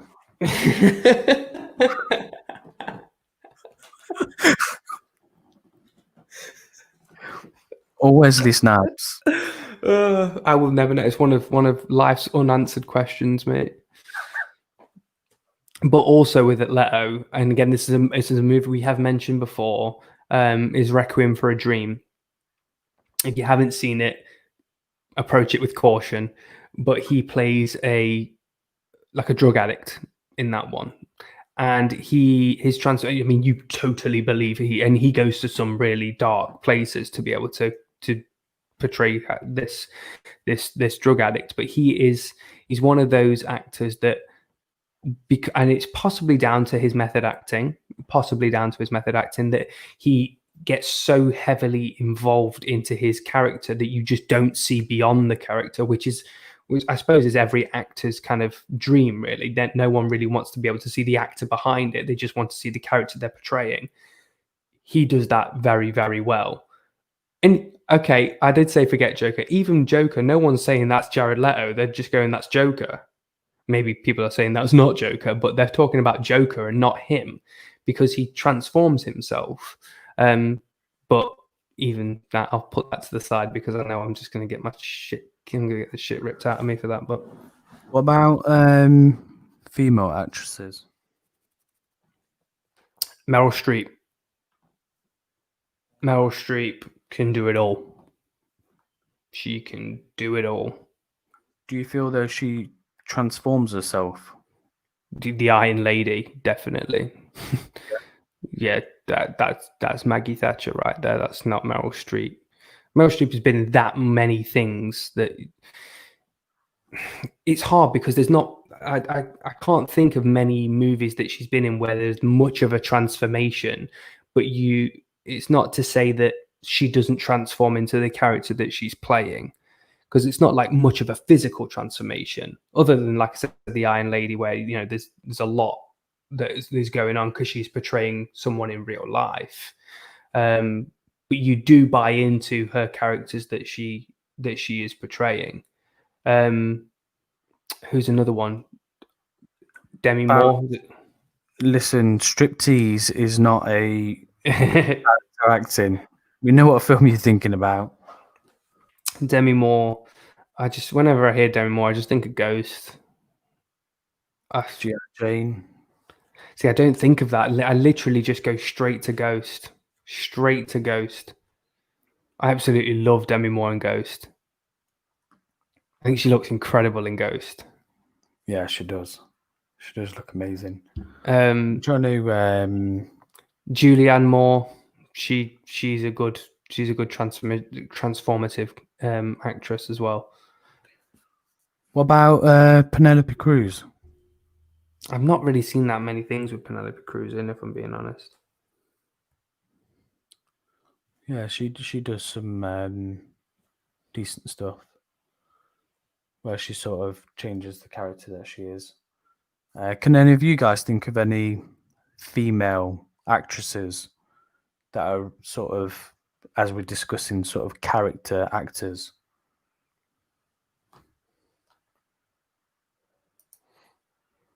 Her acting isn't great. Who? Demi Moore. I would disagree wholeheartedly on that one. I think she's a wonderful actress. Oh, I bet. Demi or Sharon Stone? Demi. There's, I don't know, there's an innocence to Demi, whereas Sharon Stone, there's definitely no innocence there. Definitely no innocence there. Helen Mirren, yeah. Helen Mirren's she's a great actress, actually. And I think she delves into everything. I can remember when Red come out. Yeah, she was great in Red. Smashed it in Red. And so, like, there's a difference between that and then she played the Queen.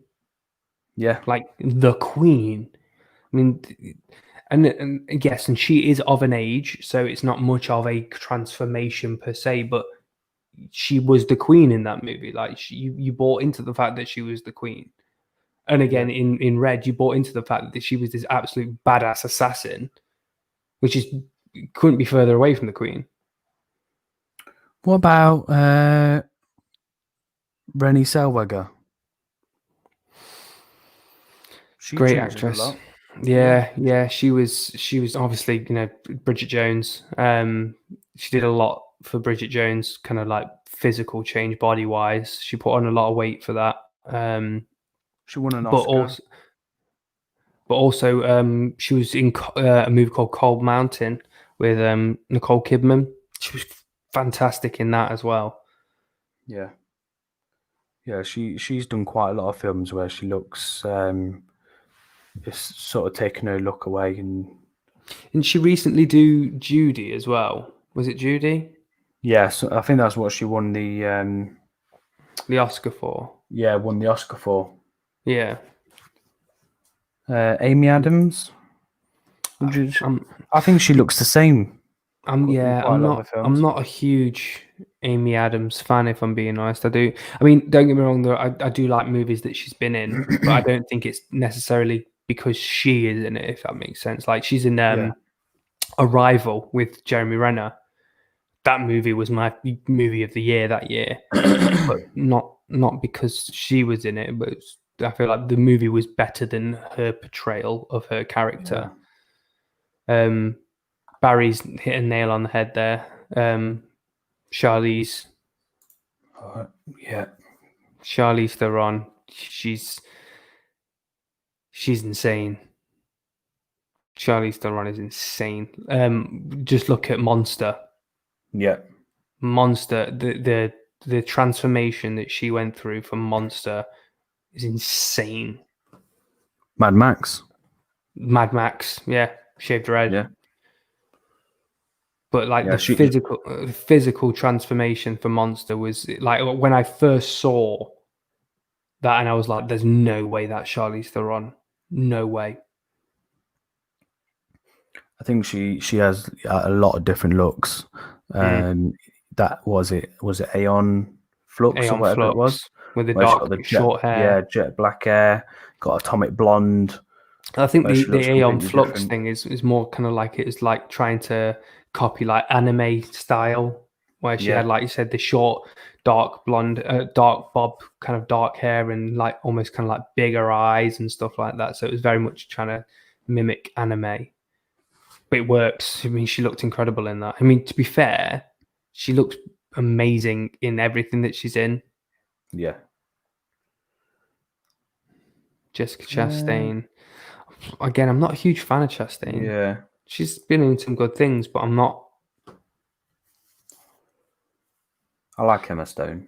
Emma Stone, I do like. I think that she's a good actress. I wouldn't say that she's a good character actress, though. She's not a. It's not. No, I wouldn't say she's a good character actress. I would just say she's a good actress in which she You see Emma Stone, don't you? Yeah.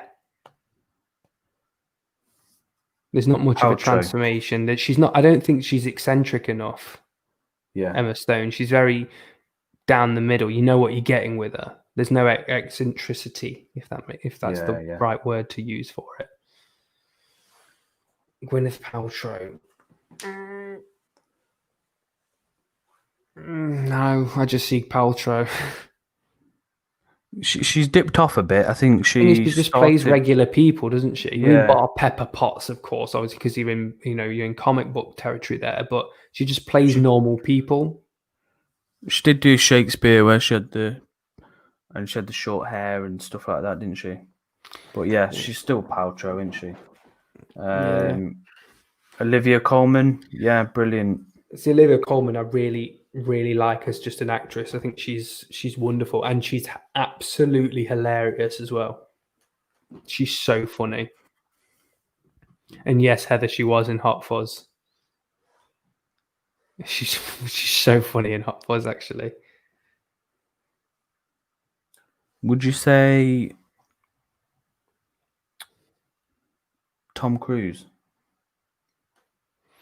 See, this is an interesting one because he does put his heart and soul into every movie that he's in. Yet,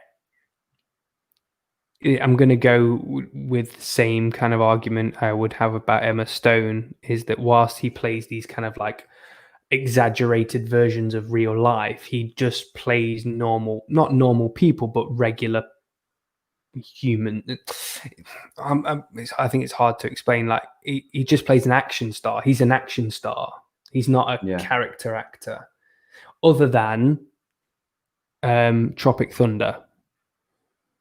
That was his only thing that I would say that he is, because he wasn't lead, he wasn't even secondary, wasn't even a tertiary character then. He was literally just in there for comedic value. That is perfect character acting, because he transforms into this over the top. This is in a fat suit, and he plays that character. You don't see Tom Cruise in that. You see his actor. I mean, his character. But I think when you're talking about the films like Mission Impossible, even when you're talking about Top Gun, all other things that he's been in, you kind of see Tom Cruise. And Magnolia. Sausage. well, yeah. Oh my God, that is an interesting scene. If anyone hasn't seen that, just YouTube it. Please YouTube it. Tom Cruise, Magnolia, talking about his big fat sausage. So funny. Brad Pitt. Yeah, see, Pitt is another one of those that he's an all-rounder, so he can do the leading role, which he does mainly, but he can also do secondary characters, and he can do kind of like cameos as well, like that. I think Pitt is a good character actor, but the majority of the time he doesn't do much character acting, but I think he can be a good character actor, because mainly he just does regular people. You know what I mean? it's not much of a character. It's not much of an eccentric character where you kind of go, oh, that's not Brad Pitt. That's just this person. It's usually he just plays normal people just in very like weird scenarios. Like the only difference is, Troy maybe or Snatch. That's not a normal person that he plays. Mickey, the Mickey the Pikey is not a normal person. But things like Seven, Meet Joe Black, Mr. and Mrs. Smith, they're all just normal kind of people, and you just see Brad Pitt. You don't see, oh, I'm watching Mr. Smith. You don't do that. You always say, I'm watching Brad Pitt. But when you're watching Troy, you're watching Achilles. You're not watching Brad Pitt.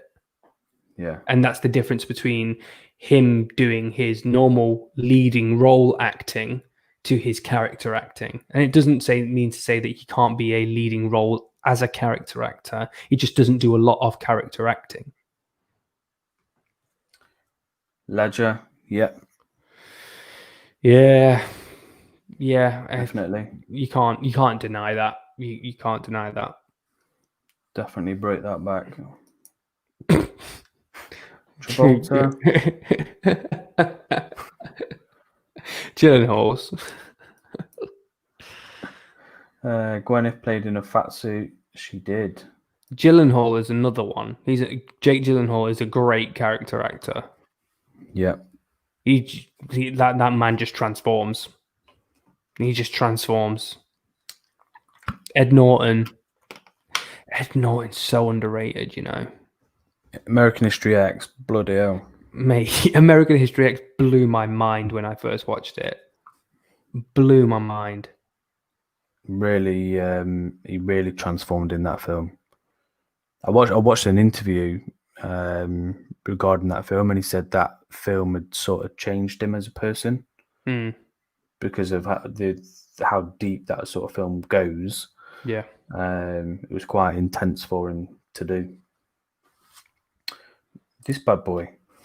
Yeah, no one could disagree with that. No one. Joaquin gives 110% in every single role he's in, even to the point of Signs. Yeah, I mean that's not a character acting at all, but that just goes to the degree that he's just playing his Mel Gibson's brother in that. Gladiator. I mean Gladiator. Yeah, I mean look at the Joker. Just look at Joker. I mean that is a leading role acting. That is a leading role, but it's still insane from a character acting perspective because you don't watch Joaquin Phoenix. You're watching Joker. Yeah, Martha and the curve scene. I think it's where you hear the teeth on the curb. You hear the teeth, yeah, you hear the bite on the curb. It's, McConaughey. No, I just see McConaughey. Yeah, I've never seen him fully be different to McConaughey. Yeah, and that's not to say that he's bad at what he does. I think Matthew McConaughey is a wonderful actor. He can be a wonderful actor anyway. I think he's been in a lot of chaff, but he can be a wonderful actor. But I don't see anything other than Matthew McConaughey. But again, he's never really been in that many roles where you have to really go beyond that. You know what I mean? No. He's never really played this massive change in any role. It's always been just regular people, like just not regular people, but you know what I mean? It's just never been anything kind of like extraordinary. There was a good film that wasn't that popular when it came out that he did with Al Pacino, Two for the Money it was called. Yeah, really good film. It's a good watch. He's great in A Time to Kill. Yeah, definitely. Oh, Killer Joe. Cuban Groove is just proved me wrong there. Dallas Buyers Club. No, you're absolutely right. Yeah, stand corrected on that one. Sacha Baron. Yeah. Perfect one. Yeah, I mean, he doesn't do anything other than, does he? He's a monstrous character actor. I mean, he built his career on just that. I mean, many people didn't really know his name. before he came out, and like a lot of people just thought he was Ali G. Yeah. Before he then He's a changed very to Borat. he's a very clever guy. He's extremely clever. Yeah, with all the stuff he does, and obviously you've got to have, I don't know, some genius talent to sort of go out there and do all the things that he does. It's not only has he got talent, and not only is he clever, he's got balls of steel. Yeah, I think the cojones. I think that latest show he did, where he was in America and he got all the sort of big political people to make them look stupid, pull their pants down, and he got political people to say that like shooting children is correct. Yeah. I watched him on an interview, and when he was doing that series, he'd sort of uncovered a pedo ring. So he was talking to someone and basically said in his character, "Oh, can you get me some little boys?" And apparently the person's like, "Yeah." And then he had to hand over the tapes to the FBI because he'd sort of uncovered a little ring going on, but apparently they didn't do anything with it, which was baffling to him. Madness. Bill Paxton. I really like Bill Paxton. There was a film that he did just before he died. I've not got a chance to see it, where he plays a bit of a dick. I can't remember what the film is, but it looked really good just before he passed away. I forgot that he died. Yeah. Good old Twister. I love that film. It's Batman movie. Dallas Buyers. Have you seen Killer Joe? No. So this is where I think everyone talks about. I think. Remind me if I'm right, Heather, about him eating the chicken. Borat, Ali G, Sweeney Todd, Johnny Depp. I wasn't a massive fan of Sweeney Todd. What about Johnny Depp? And Johnny Depp is, like you say, he's made a career of being character. Like you see Edward Scissorhands, you see Jack Sparrow. You don't see Johnny Depp, because Johnny Depp doesn't play normal roles. I think the only role that I can remember him playing as a normal guy is The Tourist. Yeah, and he just plays a guy. But usually he is like, it's kind of like Sacha Baron. He's like he doesn't play anything other than huge, like, eccentric characters. I love Leaving Las Vegas. He just plays like just mad people, and you don't see Johnny Depp behind it. Like even Willy Wonka, I mean, that's mad. Yeah. He looks Andy Serkis. Well. Andy Serkis. I think Andy Serkis is a wonderful actor. Yeah. For me, if he's going to be a character, he's usually behind that character, i.e., he's doing the CG for them, because he's the CG man, isn't he? Andy Serkis. That's his major. If he's got a major, he's Mr. CG. But the roles that he has played in movies, like even in King Kong, he plays the chef in King Kong. I think he's great in that. Black Panther. Yeah, absolutely great in Black Panther. He's having so much fun in that movie. It's unreal. What about... Oh, no. I wouldn't say he was. I was going to say Nick Cage. I don't see anything else other than Nick Cage. Like, yeah, no matter what he's in, and he's tried to be some really mad roles, but all I see is Nicolas Cage. I'm not a massive Jeff Bridges fan. Benny and June. That's an old school Depp film. I'll always love Donnie Brasco. I love Donnie Brasco and Blow. I'd probably say they're my sort of favourite Johnny Depp films. Absolutely love it. Making sense. How you doing, mate? Are you No. good? Yeah, we discussed Norton earlier with all the American History X.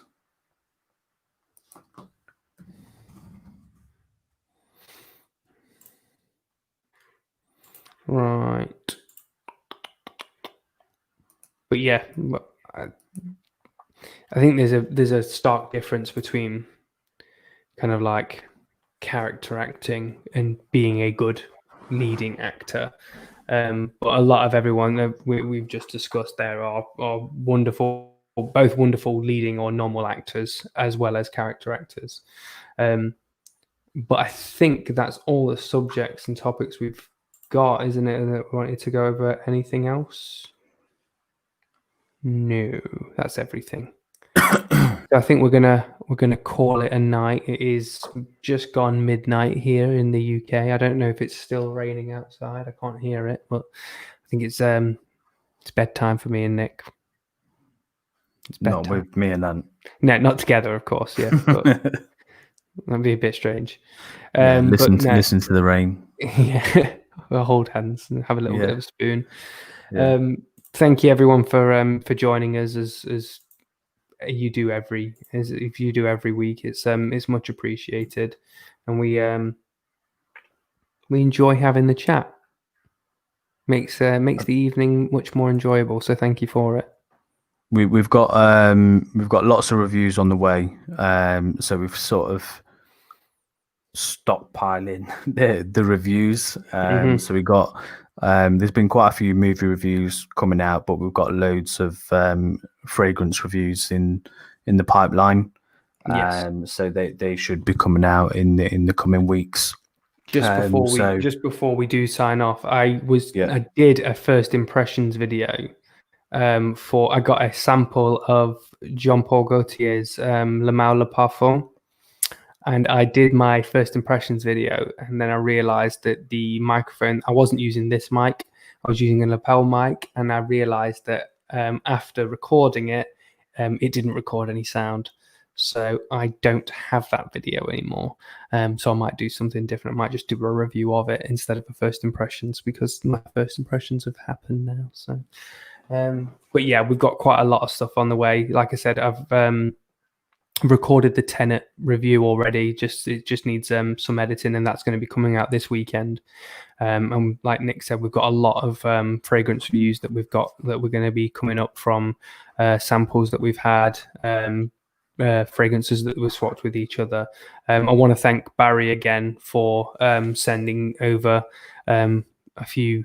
I say more than a few samples, and I'll be making sure that we get some good reviews out from those as well. So thanks very much for that, mate. So we've also got. So I'm going to be looking at some of the line from Calage limited editions. I think we're going to be doing a video at some point with Barry. So we've got a fragrance that we want to sort of go over together.